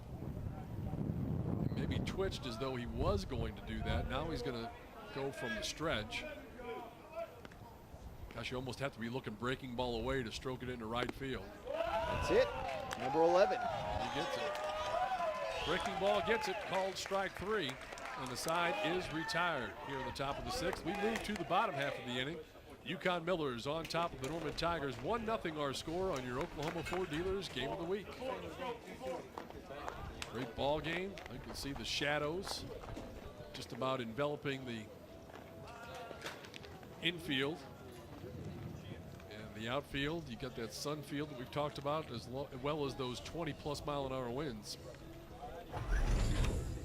Sanders has been so tough this afternoon. There you see one of those breaking balls down in a way the Tigers just can't catch up to. There's one. There's another. If you start looking breaking ball, that's when he comes inside with the fastball to tie you up. And there's another one. A lot of goose eggs up there. And you had the 11 strikeouts. Just done an outstanding job on the mound for Yukon. Head coach Kevin James, and team manager, and he's kept his team in the game, and they've got the 1-0 lead. you know, in the game we did Tuesday and the game here tonight, both pitchers really doing, I mean, double digits in strikeouts, and neither one of them really overpowering, but just good control, good placement, and, you know, able to throw that breaking ball, that off-speed pitch for strikes. And here's Maga, who came in back in the 4th inning with runners on 1st and 3rd. Walked a runner and then struck out the next 3 to get out of it. Gave up a run last inning, but he's come in as the mid-relief closer to give Norman a chance. Coming up for Yukon. Let's see here. Van Landingham made the last out last inning, didn't he? Yes, he did. Shelton will lead it off here. So it'll be the bottom of the order. Shelton, Wilson, and then Kuhn for Yukon to see if they can get anything else going. They need a little insurance run, you would think. Of course, on the other side, Maga and the Tigers want to keep the Millers right where they are, as they will have 5, 6, 7 coming up. Pinch hitter coming up for Yukon will be number 23, Denver Patterson, 6 foot, 200-pound outfielder. Good-sized baseball player.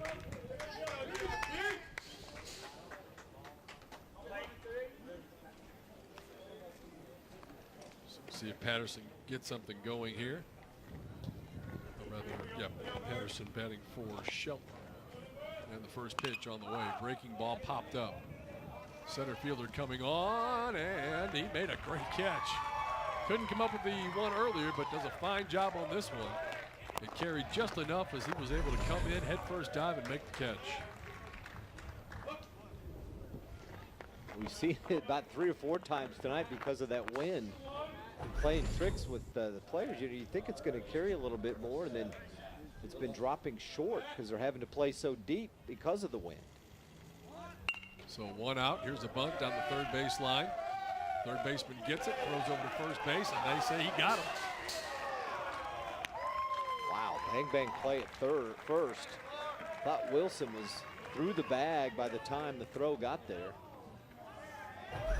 Get a great look here and see what you think. Or as they say, you make the call. Third baseman gets it, makes the nice throw. Looked to me like he might have been there. Of course, they don't have the... Say he was hopping mad after that call there. Pitch inside, just misses the leadoff hitter, Nolan Kuhn, who stands in. Kuhn in the afternoon 0 for 3. Lined out to right field, then grounded out to the shortstop before striking out. Next pitch is up high for a ball, and the count goes to 2-0. Looking ahead to the Norman top of the 7th inning, it'll be Cooper, Fisher, and Bearden, the scheduled hitters, 5, 6, and 7. Got to finish this inning first, but if you're a Yukon fan and you think your pitching is good enough, and it has been to this point, that you can hang on without any more runs. You don't see too many 1-0 games in high school. There's a walk to Kuhn. 4 straight pitches after only throwing 2 pitches to the first 2 batters of the inning.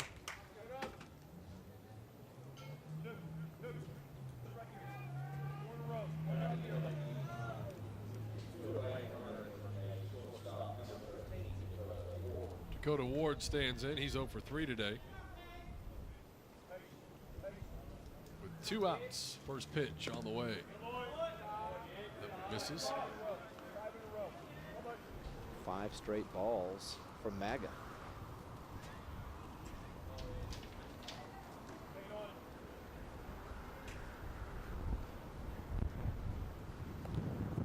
And the 1-0 pitch with 2 outs and a runner on first. And the wind picks up, if that's at all possible. I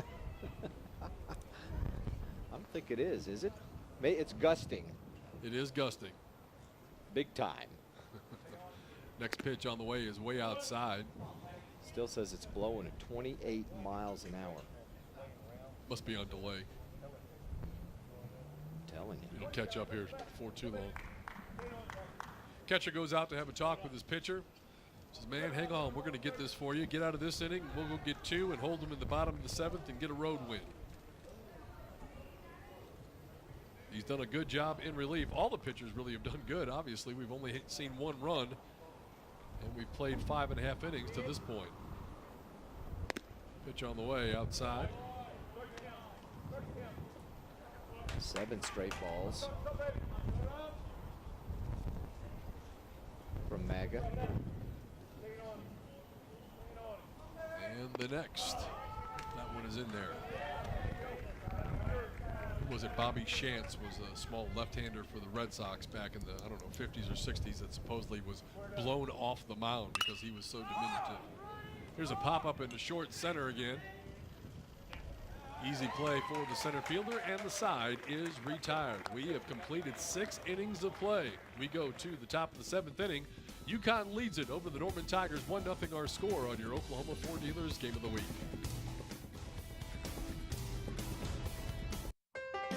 Have a great day. You ready, babe? Yep. How do you become the most trusted brand of SUVs? We've got room. You make it for those who are running a bit late, run into a little trouble, or might just be running low. Alexa, tell Starbucks to start my usual order. That's Ford, and that's how you become the most trusted brand of SUVs. Now current Ford owners can drive a new 2018 Escape, Edge, or Explorer with 0 for 72 plus $1,000 owner loyalty cash. So you've decided to go to college. That's cool. So pop quiz. Which is a better way to earn your degree? Commute to college and fill your gas tank, get stuck in traffic, drive in bad weather, try to find a parking space, walk a half-mile to class, or learn online at Independence University. In the park on a bench, on the beach on a towel, or on your couch with your kid, your campus is wherever you want it to be. You don't go to college. College goes to you. That's independence. That's Independence University. You schedule classes around your schedule, and all your supplies, including a brand new laptop and tablet, are included with tuition. At Independence U, you'll learn from professional instructors with real work experience. You'll get personal support in school and employment assistance when you graduate. Get your degree, but keep your life. That's independence. That's Independence University. So if you're really smart, you'd call now. Call 1-800-230-9527. Independence U, for an independent you. Call 1-800-230-9527. Snacking has never been this exciting. At Graze.com, we combine wholesome ingredients with the flavors we all love to create over 100 exciting snacks, like these. We'd love to send you a Graze sampler box for free. Just go to Graze.com, enter the code ENJOY26, and we'll mail your free box to your home or office. Join thousands of Grazers already in love with our exciting snacks. So come to Graze.com for your first box free. The way the Norman Tigers start things here in the top of the 7th inning. With the tying run aboard, nobody out. That'll bring up Marco Fisher, the designated hitter, who was called out on strikes and also grounded out the third. It'll be Fisher and then Bearden on deck.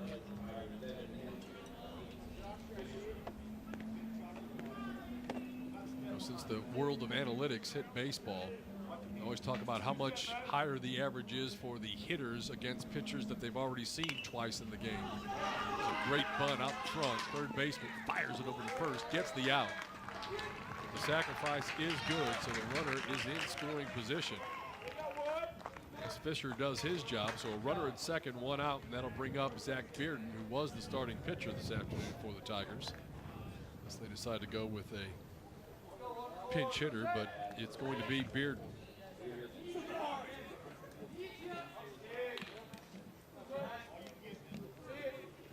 Base hit should score. Bearden struck out looking and then rounded out to third back in the 5th inning.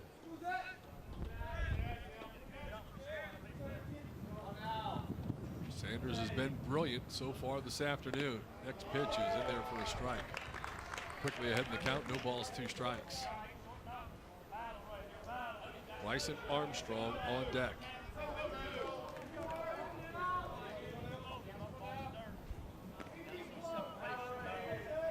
The pitch from Sanders, and he got him looking again. Catcher posted up right out there, and he hit that spot. And now there's 2 away, down to their final out. Take a look, Mike. Catcher sets up outside. I mean, you have them 0-2 again. What are you going to do? You're going to try and paint the corner, put it somewhere where even if they swing, they're either going to foul it off or not hit it. Bearden just let it go by. Norman down to their final opportunity, their last chance. Bryson Armstrong called out on strikes in the 3rd and popped out to right field. 0 for 2 on the afternoon. Trevor Nation on deck. A dozen strikeouts for Sanders. 1-0 pitch. It was inside with the breaking ball this time, but a little too tight, and the count goes to 2-0.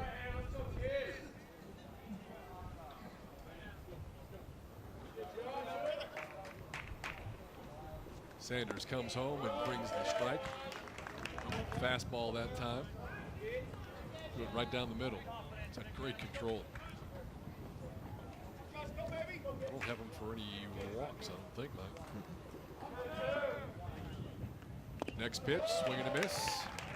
2 balls, 2 strikes. The Tigers down to their final strike. Sanders has that determined look. Can he make it a baker's dozen? Here's the 2-2 pitch on the way. And a shot out into right field. That's going to get down and tie the baseball game. Big hit by Zach Bearden as he ties it up with a 2-out, 2-strike single. The first run of the ball game for the Norman Tigers, and they tie it up here in the top of the 7th.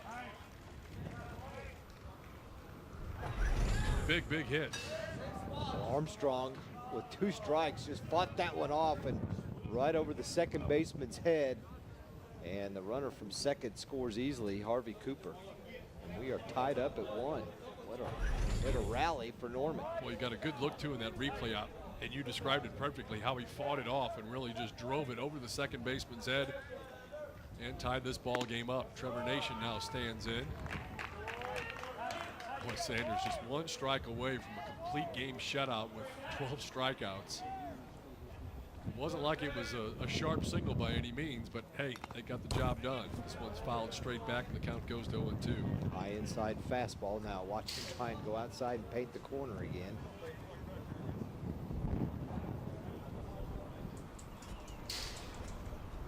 Catcher Peyton Miller going out to him to talk him through it.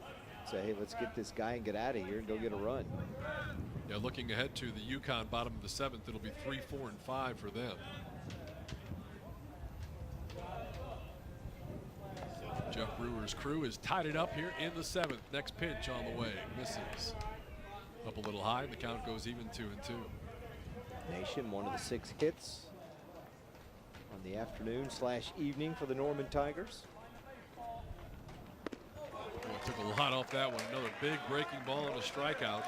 But the Norman Tigers get the run that they needed in the top of the 7th with 2 outs and 2 strikes on the hitter as Armstrong comes through, and we are all tied 1-1 as we head to the bottom of the 7th. Take a look, and this is how they tied it up. You can see pitch was inside, and he fought it off, as Zig said, and bounced it into right center field. No chance to cut down the runner. See there, a very happy young man clapping his hands as they tied it up. Harvey Cooper crosses the plate. And in case you missed it earlier, we had a couple of clips from the Alan Trimble press conference that took place earlier this afternoon. And you can watch the entire press conference as Coach Trimble announced that he is stepping down as the head football coach at Jenks. You can watch it at yourview.com/Coach Trimble. I almost said Jenks University. Well, some people have called it that. Some people, especially on the West, when they look at everything that they have accomplished over there at Jenks, have thought that. And you know, you look back too, Mike. There's been plenty of great players that have gone on and had great collegiate careers, but you know, it's not like they're just churning out 10 D1 players every single year, and he gets the most out of his players. And anybody that does that, any sport, any level. It certainly says a lot for that coach. No, but they've always got a lot of kids that do go on to play at the next level. Always 1 or 2, sometimes 3 guys that go D1, and then a handful that go play small college, Division II. You know, they're all over the place. They go to the Ivy League and play. So yeah, I mean, but they have a system, and everybody goes by the system, and it works for them. So again, if you missed it, you can go to yourview.com/Coach Trimble to see the entire interview, our press conference. 1-0 pitch is inside. The count goes to 2-0. Peyton Miller stands in, walked in the first, he singled in the third, he walked in the fifth, so he's 1 for 1 on the afternoon. He's been on base every time and scored the only run for the Millers. Next pitch, hit well into center field, not quite well enough. Doing a good job drifting back was Harvey Cooper. He makes the catch, and there's one away. So the 2 guys have scored the only runs in this game. One hit it to the other one. There you go. As Cooper scored the only run for Norman last inning. Leadoff single, moved up on a sac bunt, and with 2 strikes, came home on a single to center field. Next pitch on the way, swing and a miss. You know, we talk so much about the great job that Sanders has done, and he has done that, but, you know, the Norman pitchers have only given up 3 hits on the afternoon.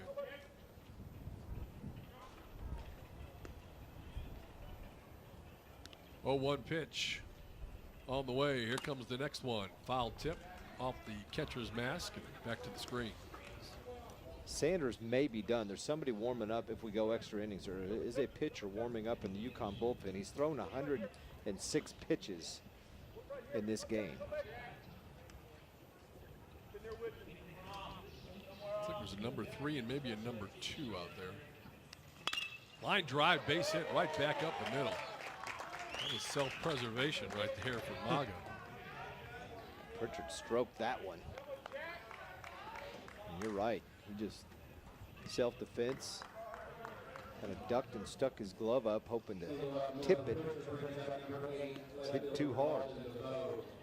Dalton DeBow is your next hitter. He has walked. He's been hit by a pitch. As you take a look at that replay once again, can't really see from that angle there exactly how close that was to Maga. So DeBow on the afternoon, he is 0 for 1. Walk, hit by pitch, and then yeah, the play at the plate with the third baseman or the shortstop threw it home. Catcher couldn't handle it, and the run scored. To that point, that was the only run of the game. But Norman tied it up in the top of the 7th. 1-1 our score. Winning run out there at first base. 1 out. Dalton DeBow stands in, takes another one outside. The count goes to 2-0. That's what's great about baseball. You just you never know. You got a team basically down to their last pitch, and if they make an out or a strikeout, the game's over. Instead of single and we're tied and we're still playing, they got a chance to win. You can't sit on the ball. You can't go into a stall mode. You got to get that final out. Now Maga with 3 straight balls to DeBow and in danger of putting a runner in scoring position.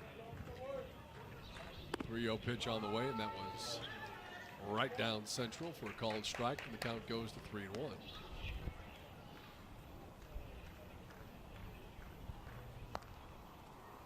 Pritchard singled, he's at first. DeBow stands in to the 3-1 count.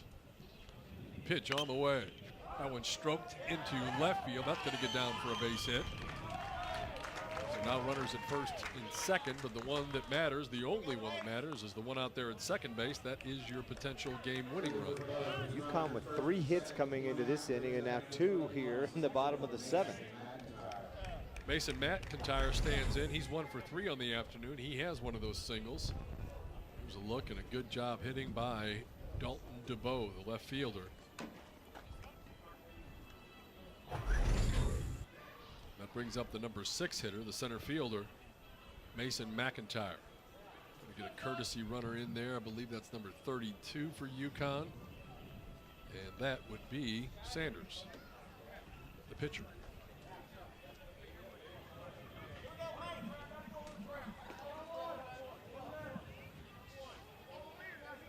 So the outfield. It's interesting. Usually you have a courtesy runner for the pitcher. Yeah. Instead, the pitcher's courtesy doing the courtesy running himself. Tells you a little bit about his athleticism, doesn't it? Yeah.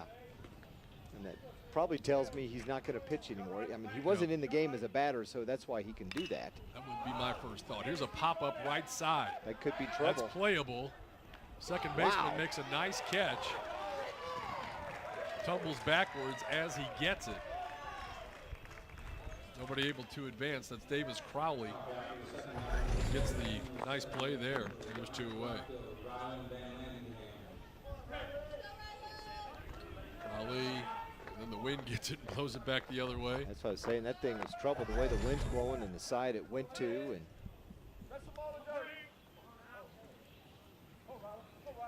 Van Landingham is 0 for 2 in the afternoon, lined out to the center fielder and walked in an earlier 2 at-bats. Here's a pickoff play at second. Actually kind of a close play that you wouldn't think you'd be trying this late for fear of the ball getting away. And runner moving up.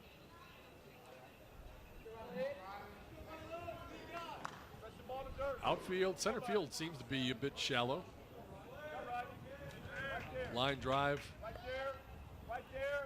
away from either of the outfielders would be an opportunity to get into the gap, and that would be a game winner. Tigers came back, tied at the top of the 7th. They're trying to hold on here and send us into extra innings.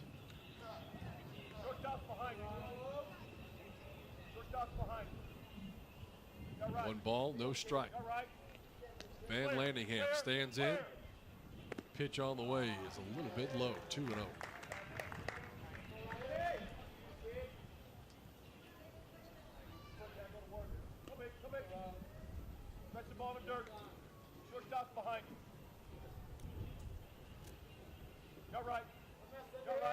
There's the next pitch on the way.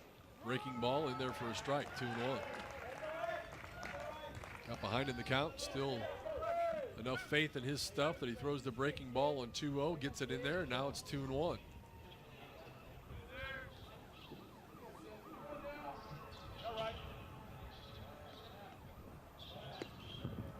Turns but doesn't throw this time. Trying to keep Sanders close. Don't want him to score on anything that gets through the infield. You also worry about a miscue of some sort that would put the runner at third, and then any wild pitch would win the game. Next one in the dirt. He did not foul tip the ball, so the runners all scoot up. It is a strike. And the count now 2-2, 2 outs, runners at second and third.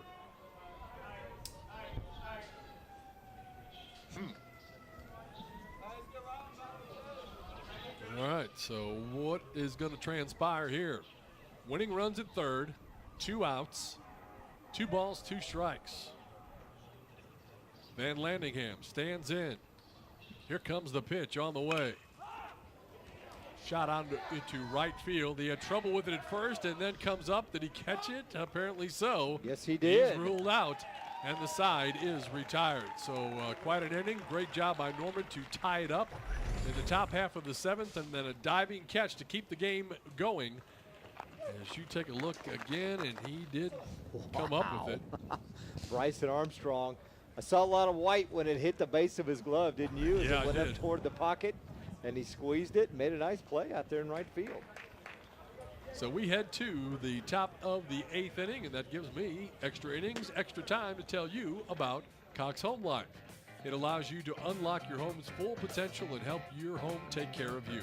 24/7 professionally monitored security provides peace of mind, plus video monitoring and automation features like smart door locks, smart thermostats, and smart lighting let you see and control your home from anywhere. Go to cox.com/homelife or visit your local Cox Solutions store to find out more on how to get free professional installation and a free HD camera. New pitcher for Yukon is going to be number 3. That's B.J. Lee. He is they don't have the grades on there. What year they are in school. Straight A's. He's straight A's, of course. That's why they didn't put the grades on there. So he's going to come in relief. Great job by Sanders. Tough to say you pitched 7 innings, gave up 1 run, struck out 12, and you don't get the victory. Wow. It's quite a performance.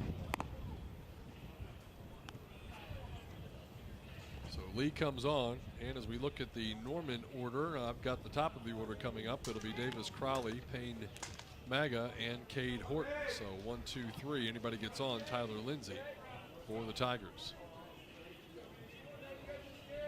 Yukon did play an extra inning game about a week ago against Edmond Memorial. They lost 4-3 in extras in that one. And Norman played an extra inning game early in the season, Steve, as they beat Carl Albert game 1, 3-2.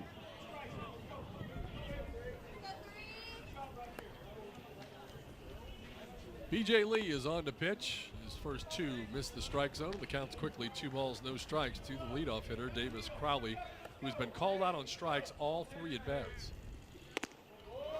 There's one in the corner. Good fastball for Mr. Lee. Works quickly, brings the next one home, and a ground ball to short.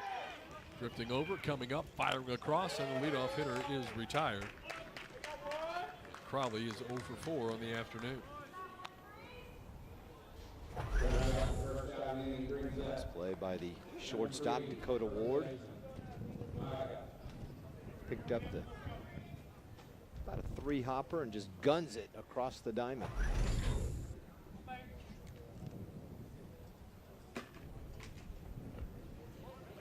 So Maga stands in next. He's 1 for 3 on the afternoon. First pitch is outside. 0 for 3. That one is in there for a called strike. Lee is a quick worker. Gets the ball and brings it right back. A little bit high. 2-1 the count. Fly ball left field, right in his tracks. Able to put away quickly, 2 up, 2 down.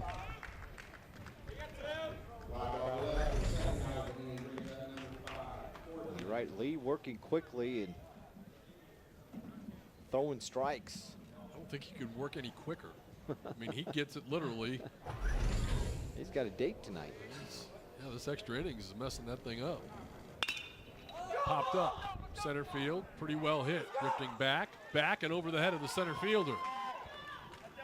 And cruising into second base is going to be Cade Horton with his second double of the afternoon. I don't know if McIntyre may have lost it in the sun or didn't see it, or just he was kind of drifting back like he was going to catch it. Next thing you know, he's turning the other way, and the ball's bouncing off the wall. You see him right there, and then he spins and realizes it's over his head. The higher it gets and the longer it's out there, the better it carries, obviously. That thing just kept on going. Lindsay stands in, 1 for 3 on the afternoon. It's back-to-back doubles, too, for Horton. Lead run out there at second base. Lindsay stands in. Runner at second is Horton. This one is popped up. Catcher calling for it, and he puts it away, and the side is retired. Good job by B.J. Lee. After the 2-out double by Cade Horton, Tyler Lindsay is retired. And we move to the bottom of the 8th inning now in your Oklahoma Ford Dealers game of the week. All tied up at 1 apiece with an opportunity for the Millers to win it here in the bottom of this half inning. I want to also remind everybody that the game you're watching tonight, if you're just now catching it, or perhaps you heard about it from a friend and you want to watch the replay, that will be available next Thursday, April 19th at 7 p.m. It's the Ford Game of the Week on Channel 1333. Yukon and Norman, and how will this one turn out? I know Andy Casey will be setting his DVR if he's not home for that one on that Thursday night, or if he's busy watching something else. And this will be the one that you remember that went 14 innings and you didn't get home till midnight, right? Yeah, thanks. Appreciate that.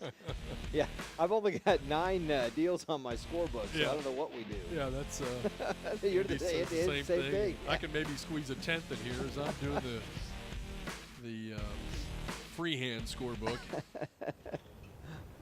That's the reverse, psychology there. That's right. Going to get this game over a little bit quicker, but what a great pitching performance. Again, we had a 3-1 game going into the bottom of the 6th inning on Tuesday before Mustang erupted, so we saw some pretty good pitching in that contest until the very end. And here tonight, 1-0 into the 7th. Norman ties it up at 1 apiece, and we move now to the bottom of the 8th, all tied at 1 for Yukon. Let's see if I've got the batting order right. Van Landingham made the last out, so it should be Shelton Wilson back to the top of the order. Shelton will stand in first. He is 0 for 3 on the afternoon. Wilson is 0 for 3. And Kuhn is 0 for 3 with a walk. Maga still pitching there for the Norman Tigers, and the first one is in there for a strike. I think I've got him through, he's got about 46 pitches, Steve, since he came in the 4th inning. This one's fouled back.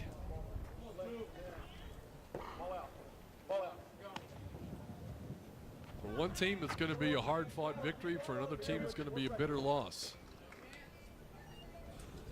Anytime you're got a high school game and it's 1-1 and you're in extra innings, it's been a whale of a ball game. Here's a slow roller to third. Third baseman was playing in. Has no trouble getting rid of that. Over to first, and the leadoff hitter is retired. Well, Loffer, nice play. I mean, just moved up, caught it right as it hit the ground on that second hop, and then gunned it over to first for the out.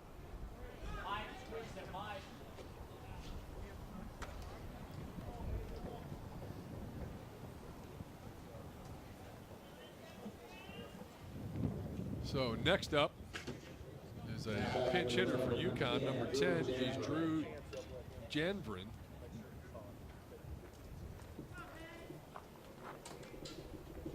He'll get his first opportunity at the dish here tonight.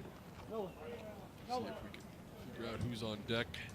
On deck is Nolan Kuhn, the leadoff hitter. So Janvrin with an opportunity here to get on base and maybe be the hero. Bring home that tying run. First pitch on the way is up high for a ball.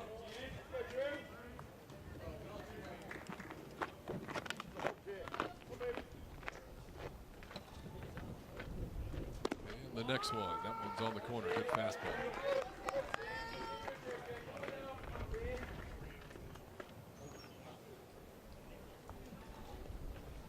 1-1 pitch, ground ball just over the pitcher's head. Shortstop comes in, has to make the play, and does a nice job.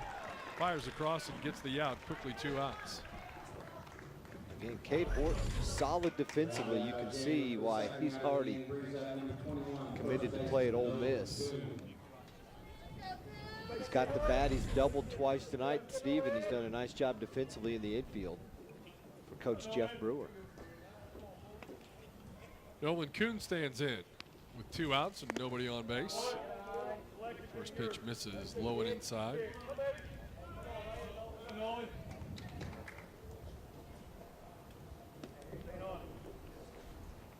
Brings the next one home, and that one is also out of the strike zone. The count goes to 2-0.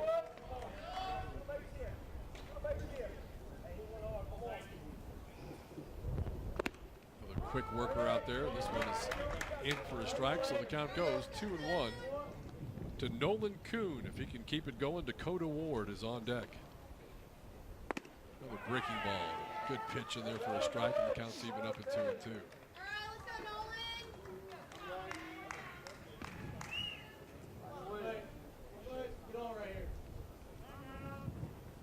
2-2 pitch. Instead, time is called. With school out, you don't see many student fans in the stands here today. Breaking ball, fly ball, center field. Drifting over and putting it away, making the catch. For Norman is Harvey Cooper, and the side is retired. So we have played 8 innings of baseball here, and we move now to the top of the 9th, and the Norman Tigers. Yukon Millers all tied up at 1 apiece. For Norman, it'll be 5, 6, and 7. Harvey Cooper, Marco Fisher, and Zach Bearden. They're the scheduled hitters. And let's take a look at how the runs were scored in this contest. Yukon took the early lead as we go all the way back to the 5th inning. There's a play at the plate. Catcher looked like he may have taken his eye off the ball. Could feel the runner bearing down on him. And then we got the RBI base hit for the Norman Tigers, as number 22 Bryson Armstrong got the base hit with 2 outs, 2 strikes to tie this up in the top of the 7th, and that's where we stand now as we move to the top of the 9th inning, all tied at 1 apiece.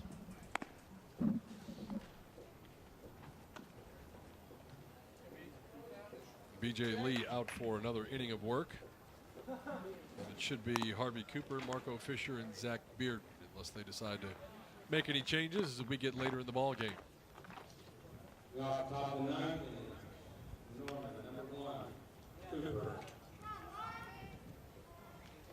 Cooper had a sacrifice bunt back in the second inning. And he's also doubled and singled, so he is a good solid 2 for 2 on the afternoon.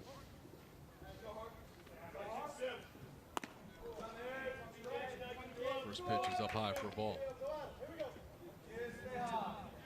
Norman 10-9 on the year, 6-2 in district play. High hopper to the pitcher. Lee comes in, makes the play, gets the runner at first, and there's one away.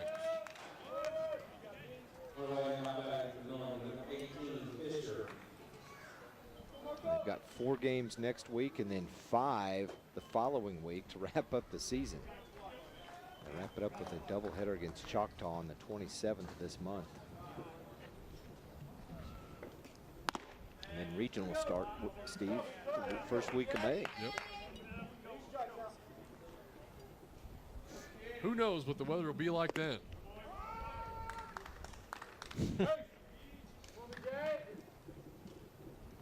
It'll probably be windy. Good guess. 1-1 pitch is out of the strike zone for a ball. The count goes to 2-1 to Marco Fisher. Takes a rip at that one. Fouls it off. Count goes even. 2 balls, 2 strikes. Fisher, the big sacrifice back in the 7th inning to move the runner Harvey Cooper up and set the stage for Bryson Armstrong's single to drive in the tying run. Swing and a miss. Strikeout from Mr. Lee, and there's quickly 2 away as Fisher goes down swinging, and that'll bring in Zach Bearden. Nope, looks like they got Freddie Grotz, number 23, Grotz. Will pinch hit for Norman. See if he can't keep the inning going with Armstrong, the scheduled hitter, on deck.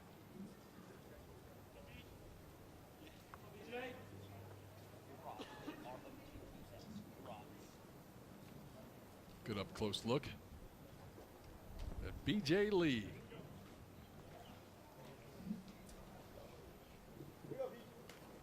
.59, 170-pounder, and he doesn't waste any time on the mound and likes to throw a lot of strikes. Right back to work after the first one misses. Next one down the middle. And the count's even up at 1-1. Nobody on, 2 out. We're in the top of the 9th of a 1-1 ball game. Next pitch fouled back.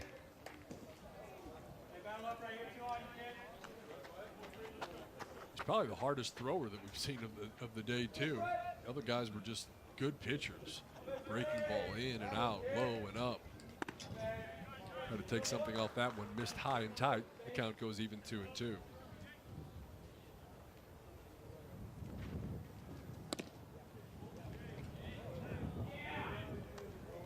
Now 3-2.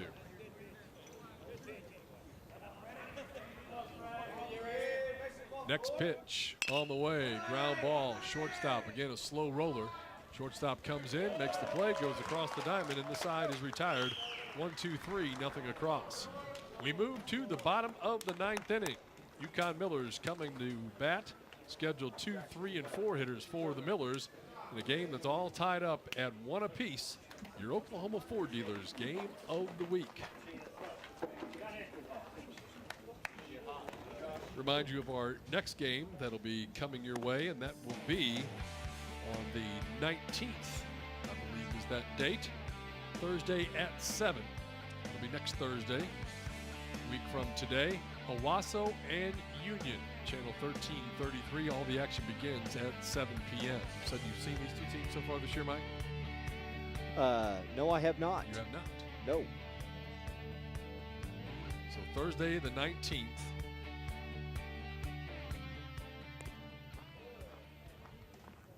I'm sorry, it's Monday the 23rd. Monday the 23rd will be Union and Owasso. There you go. No, but you know what I like about that one? It's 3 miles from my house. Can't beat that. Cannot beat that, No. that's for sure.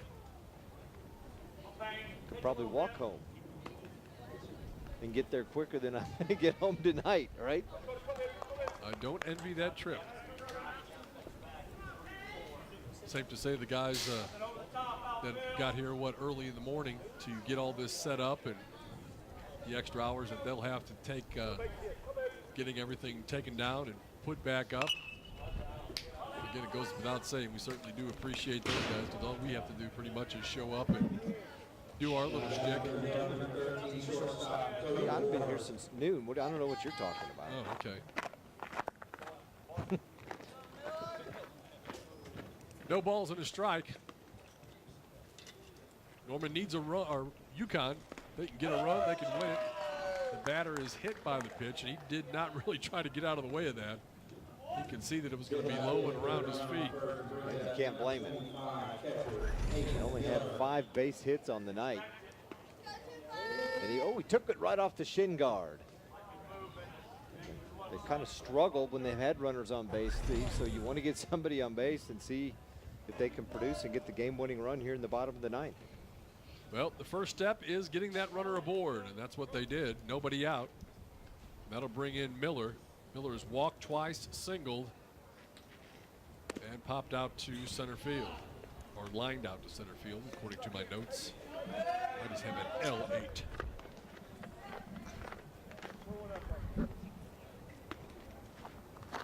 Next pitch on the way. Took something off of that one, left it up a little bit high, and the count goes to 2-0. Peyton Miller, Jack Pritchard on deck. This is the heart of the Yukon lineup. You would think if they're going to get something done, it might be right here.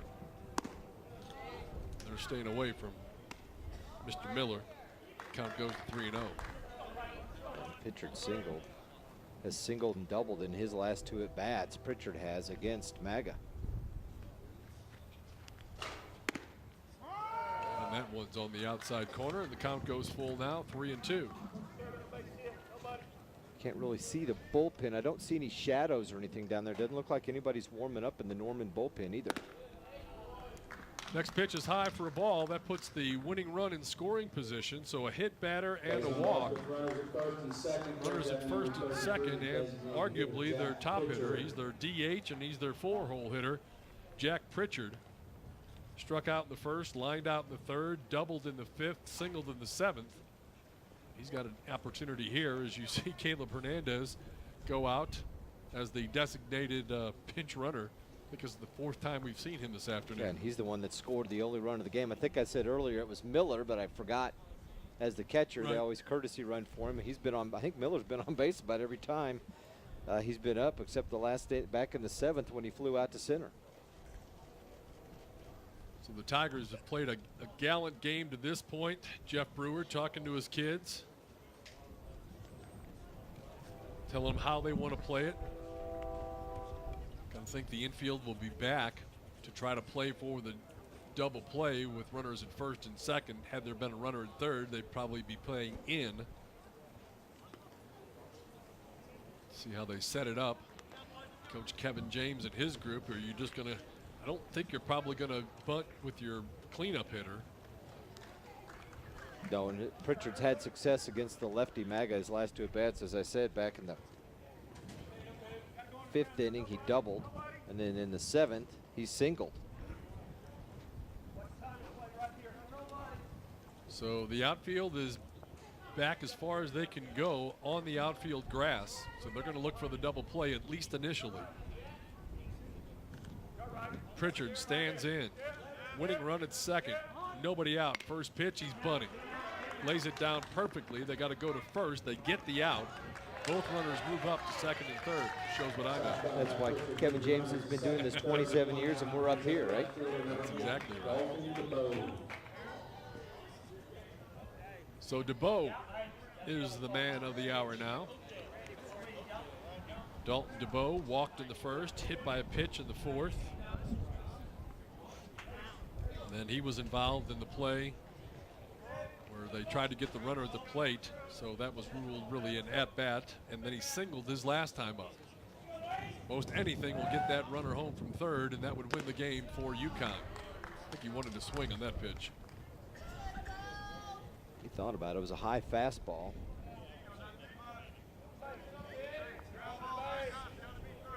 The high pitches usually result in pop-ups, and that's one thing that Yukon does not want. They want it down and hard and put it in play. The outfield a little shallower than usual. Coach James from the third base coach's box gives the signals to the runners. 1-0 pitch. Base is open. Ground ball. Third base makes the play. High throw over to first. Got him.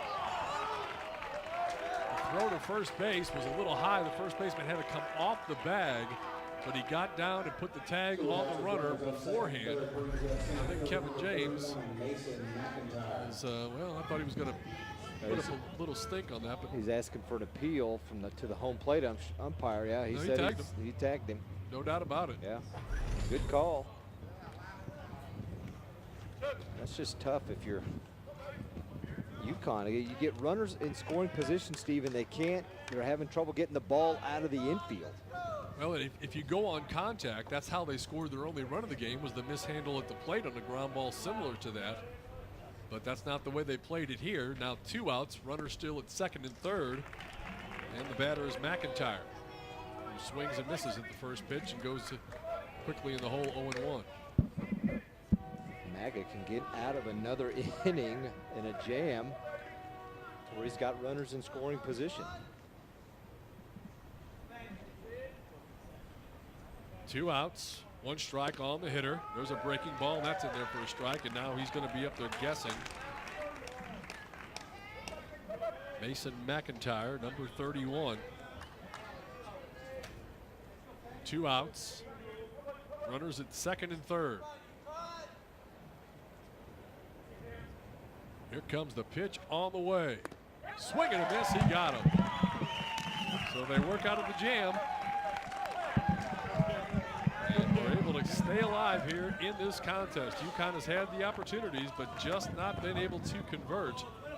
That'll send us now into the 10th inning, all tied at 1 apiece. And kudos to Payne Maga again, Steve. Runners in scoring position, game on the line, and he gets the Norman Tigers out of it and sends it into the 10th inning. Wow. Great job. Batter couldn't come up with it. So they got the hit by pitch, then the walk. First and second, nobody out. Sacrifice made it second and third, 1 out. Then a ground ball to the third baseman, who checked the runner back to third, threw over to first, got the out, and then a strikeout to end the inning. We are all tied as we head to the top of the 10th. B.J. Lee on the hill once again for the Yukon Millers. Norman, according to their schedule, does not have a game scheduled tomorrow night, but Yukon does, as they will host Santa Fe right here at 5 o'clock. As they get back into that won't be a district yeah, that's game. another non-district game, isn't it?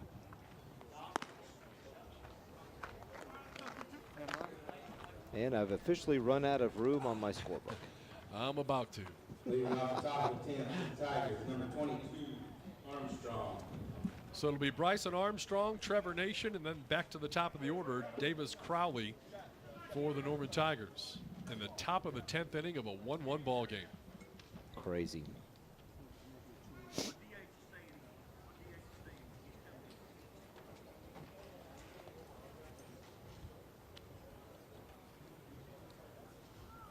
Armstrong had the RBI single that tied the game up with 2 outs, 2 strikes in the top of the 7th inning. Now B.J. Lee is out. And they brought in another pitcher. All kinds of changes. Denver Patterson, it looks like, goes to first base. Looks like it's number Patterson. 2. Yeah, number 2 on the hill. That's Chance Shelton, who's moved over to pitch now.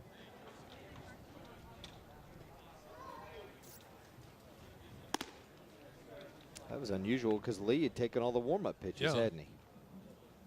And I thought once you did that, you actually had to throw a pitch unless you were hurt. I don't know if That's I've the ever run high across that school. before. Another one of those rules we need to check on. So Shelton is your pitcher.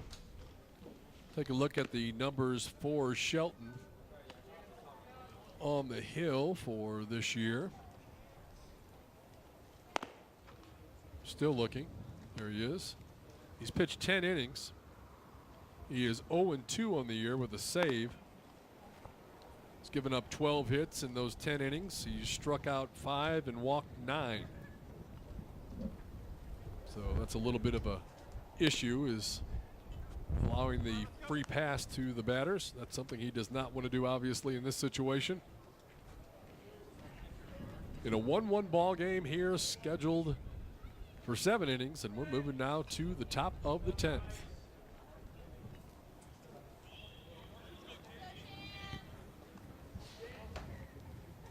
Van Landingham, Shelton, and Wilson. Van Landingham takes the first pitch.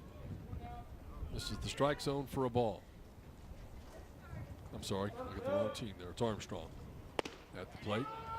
I wonder what score sheet you were looking at. Looking at the wrong one, obviously. First mistake in 10 innings. God, golly, that's not bad. 1-1 pitch on the way. That's going to be a base hit in the right field. So Armstrong leads things off here in the top of the 10th with a base hit in the right.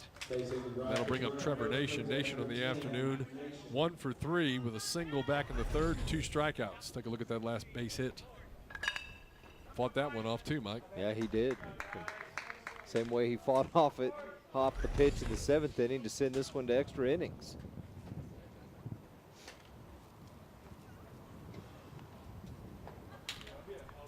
Hard to believe Nation is just now coming up for his 4th at-bat in the 10th inning.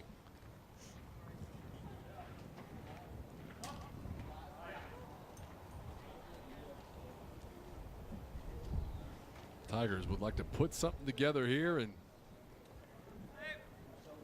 more than just 1 run, too, I would guess. Nation shows bunt, pulls it back. Quick throw down to first. They had him. Threw a little bit too far to the dugout side. If that had been on the base, they'd have had him. Well, at the first baseman, yeah, see, he's swiped high. You got to swipe down by the bag. Instead, he's swiping up by his head, and he slid right under the tag. Courtesy runner out there is Corey Doss, number 16 for Norman High.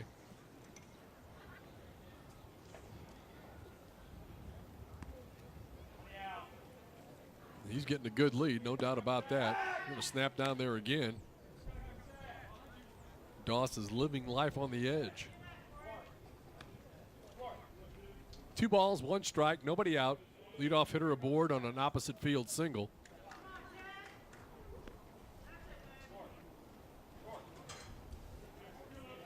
Nation looks down to third base coach, head coach Jeff Brewer.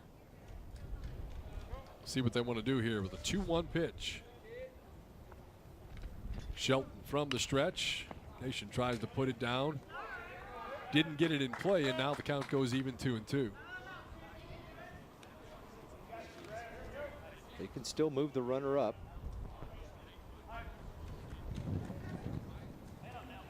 Just want to make contact.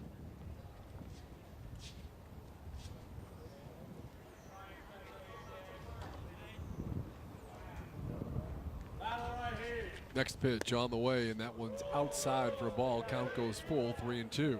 Now I can really move him up if it's ball 4.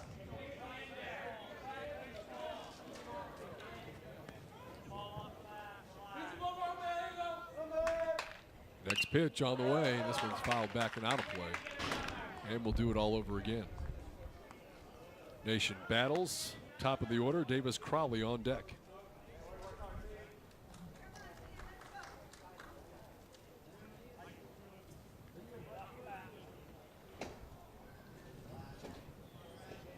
Three-two count. Pitch on the way. Low for a ball, ball 4. And he moved him up. And the pinch runner Doss will move down to second base. Good job by Nation to work that count full and then get the ball 4 to move the runner over. And Davis Crowley will stand in Crowley 0 for 4 in the afternoon with 3 strikeouts.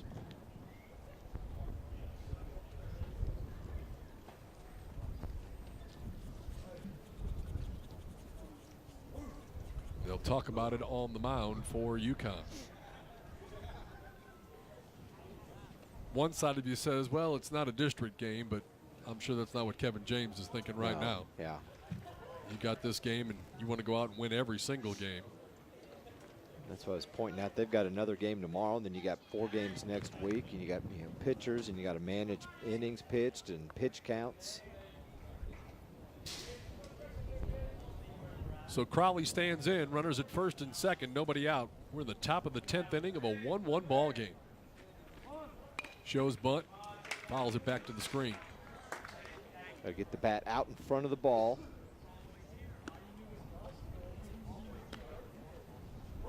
Important here, maybe lay it down the third, try and lay it down the third baseline. Make that third baseman come up, and you got a better chance of moving the runners up.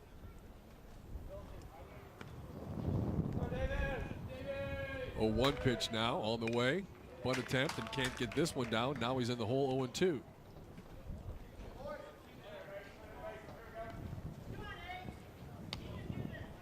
That looked like he was almost trying to put it down the first baseline, didn't it? Well, both of them did, really, to me anyway. So he's in the hole now. No balls, 2 strikes. They try to just bunt it regardless. Swinging away. Catcher set up outside. I thought that was right down the middle. Wow, yeah, looked pretty close, didn't it? But he had to reach back across. Now the count's 1-2. Shelton's next one on the way. Strike 3 in the corner. 4th time that Crowley has been called out on strikes this afternoon. All looking.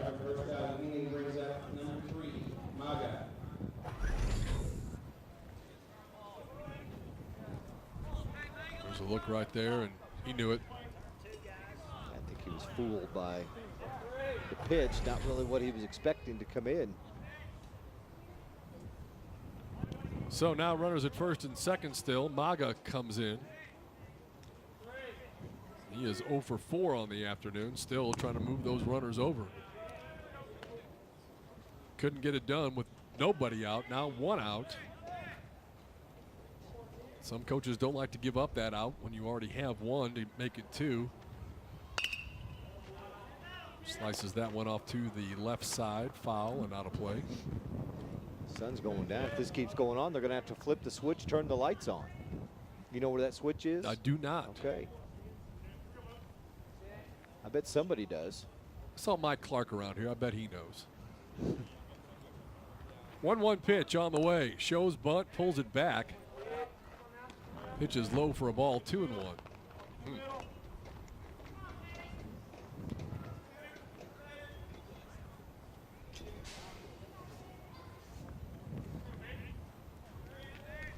See what they want to do here on 2-1. Shows bunt, puts it down.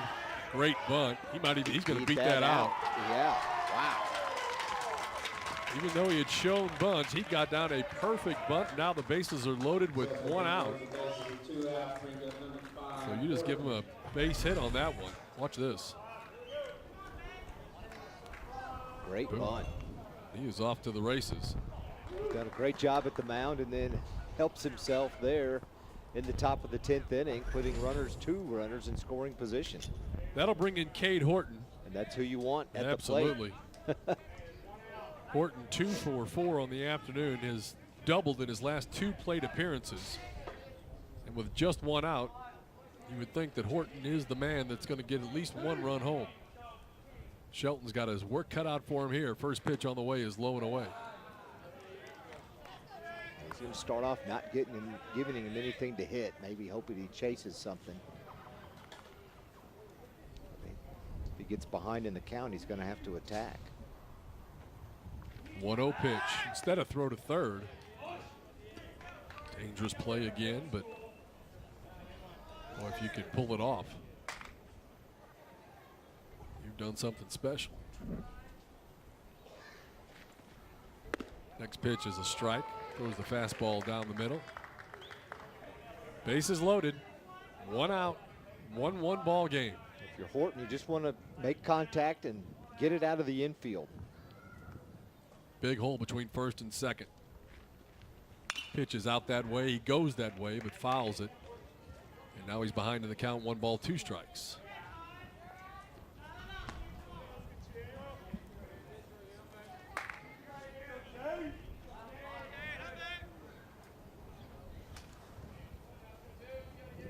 Cade Horton against Chance Shelton. Shelton's next pitch, breaking ball, line drive down the left field line. He hung that one. 2 runs are going to score, maybe 3. You scored 2, you might as well send that 3rd one home. That's what they're going to do, and a bases clearing double by Cade Horton puts Norman on top 4-1. Oh, took advantage of the hanging breaking pitch, Steve, and just stroked it down the left field line. 3rd double of the game for Horton.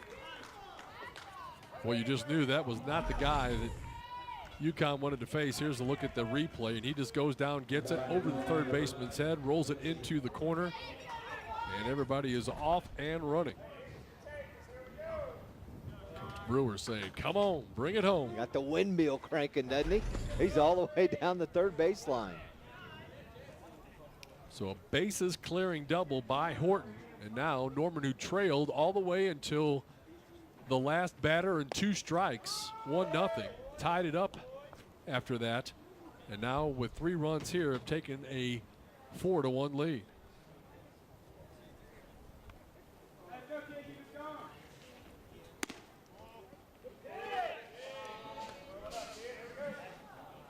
So now as you look ahead to the Yukon bottom half of the inning, it'll be the bottom 3 in their lineup.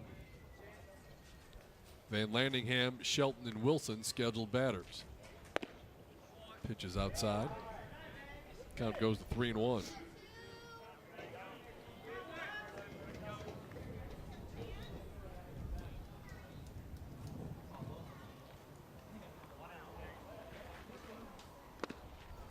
Swing and a miss on that one.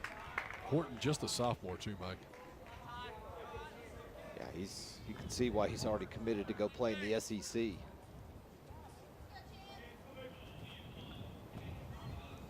Three balls, 2 strikes, runner at second, 3 runs already home. Next pitch, just got a piece and fouled it back to stay alive.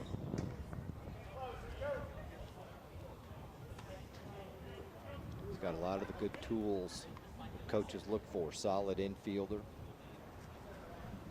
Definitely a good stroke at the plate. Next pitch, hit well into left center field. Going back, making the catch, runner tags and moves over to third base. And smart runner on the bases as well.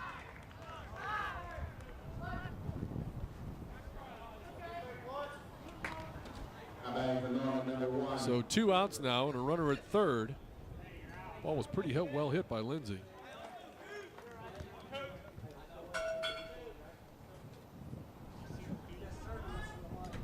And Cooper stands in. Cooper 2 for 3 with the sacrifice. He scored that tying run, unless there was a courtesy runner that came in and scored for him. It was him. Yeah, it was him. He scored that tying run in the top of the 7th with 2 outs. Had singled and moved up on a sack. Pitch is high for a ball. And the lights, they did find the switch. They are on. It's a good thing you reminded them. Yep. They were probably watching downstairs. Said, oh, we better go flip that switch. Strike on the corner makes the count now 2-1. Runner at third, 2 outs. Big 3-run double by Cade Horton has Norman on top, leading it 4-1. Next pitch on the way, and that one's in there for a strike, and the count's even up at 2-2.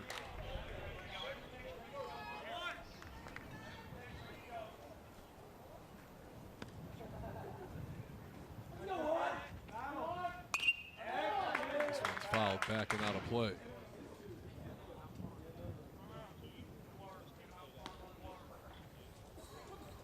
Well, full day at the ballpark.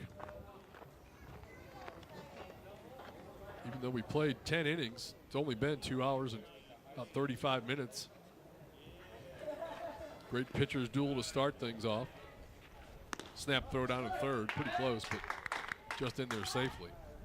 Quicker than most major league games that go 9 innings. Absolutely. Quicker than about all of them.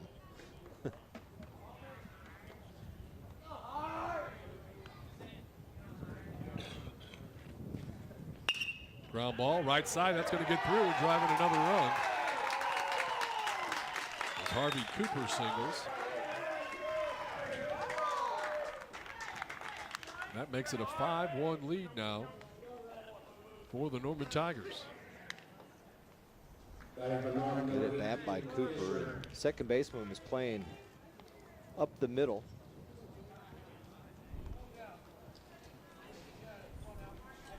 Just able to hit it out of the reach of the second baseman and drive in another run. Norman's now up 4 after a 4 spot here in the top of the 10th, Steve. Left-hander stands in. Swing and a miss, quickly ahead in the count, 0-2. Chance to set Shelton get out of this and see if they can come to bat. And there's the swing and the miss. They're ready to go out. They feel like 4 runs is enough. 8 batters come to the plate. It's the big 3 RBI double by Cade Horton. And then another insurance run on an RBI single by Harvey Cooper that has Norman on top of Yukon, leading it now by a score of 5-1. Let's take a look again at that 3-run double by Mr. Cade Horton. Come right back this way. 2 strikes on him and hung a breaking pitch that he took advantage of right down the third base line into left field. And everybody was running on the hit and scoring easily. Coach Brewer's going to tear that rotator cuff if he's not careful. Had the windmill working and everybody came home, and the bases clearing double to put him up 4. And then Horton moved up on a sac fly and then scored on a single to right. Can't say enough about the job that Maga's done out of the bullpen too for Norman High. Yeah, he came in the 4th inning. There was nobody out in the 4th when he came in. Inherited runners at 1st and 3rd, walked the first batter, and then proceeded to strike out the next 3. And then ever since then, Yukon did score a run on him in the 5th. But really hadn't done a whole lot. Even though they have runners on base and in scoring position, Steve, Yukon unable to get men across the plate. They had their big boys up when they had their chance in the last inning. It'll be the bottom 3, starting with Ryan Van Landingham. Chance Shelton scheduled up 2nd, Matt Wilson at the bottom of the order. So the main thing here, get somebody on to bring that top of the order back around. First pitch is in there for a called strike.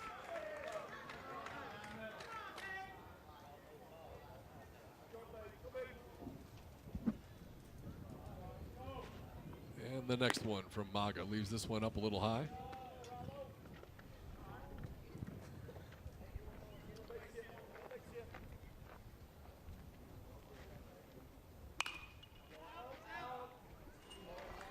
Van Landingham did walk back in the 4th, but he's the only one of these batters in the bottom part of the order, 7, 8, 9, that have even reached base.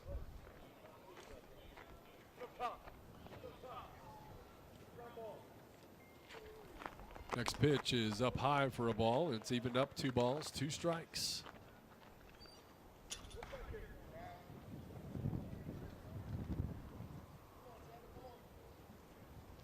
Next pitch from Maga. And a big cut, fouled back. Mike's busy now on page 4 of his scorebook. Man, I'm telling you, I've gone all the way across the sheet. I don't have a whole lot of room left. Yeah.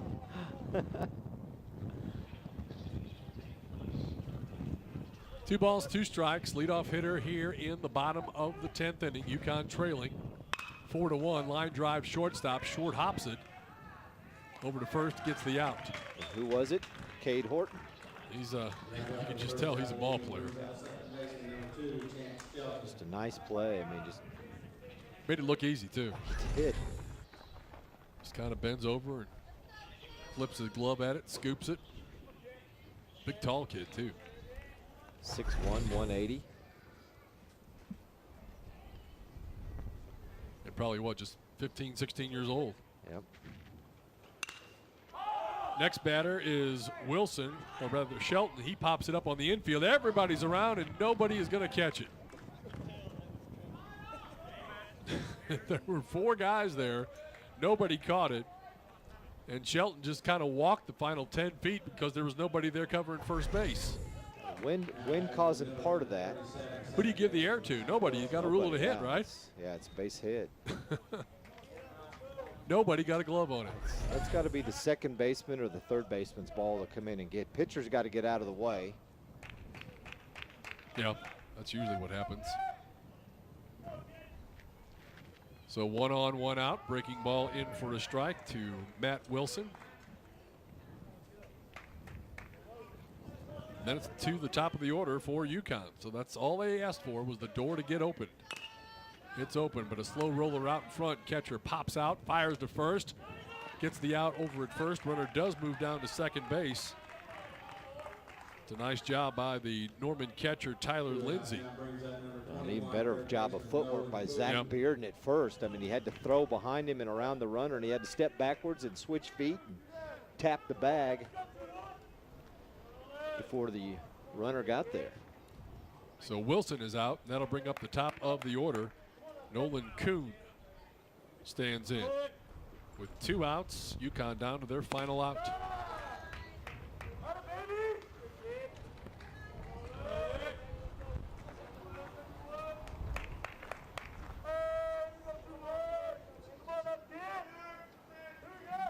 Runner at second, he doesn't mean much. Pitches outside for a ball, 2-0 the count. Don't want to get in a situation where you put that tying run on base. And you can see the wind has not died at all. It's still 20 to 25 miles an hour.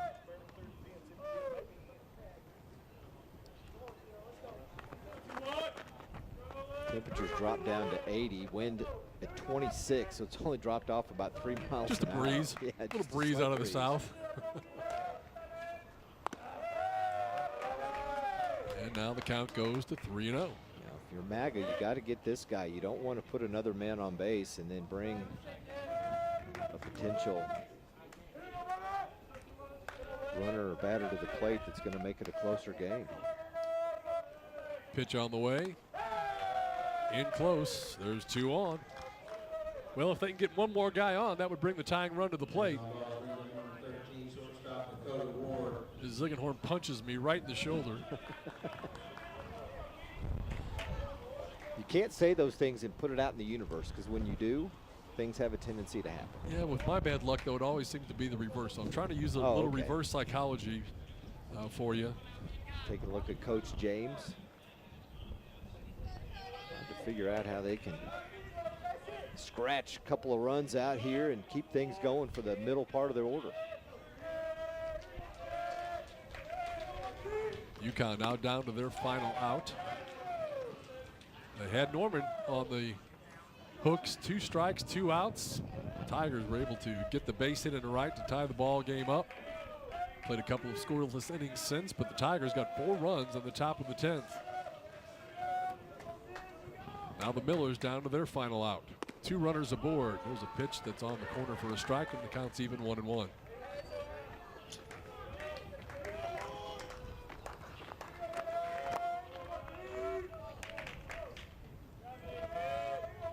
Tell just by the pants of the umpire, the players, that, as Mike said, the wind's still blowing out there. There's a breaking ball that catches the outside part of the plate. Now in the hole, 1-2. He'd lost it there for about 5 pitches. Now quickly has it back. And 1 strike away from shutting this one down. 1-2 pitch on the way. Here it comes. In tight, almost hit him. And the count's even at 2-2.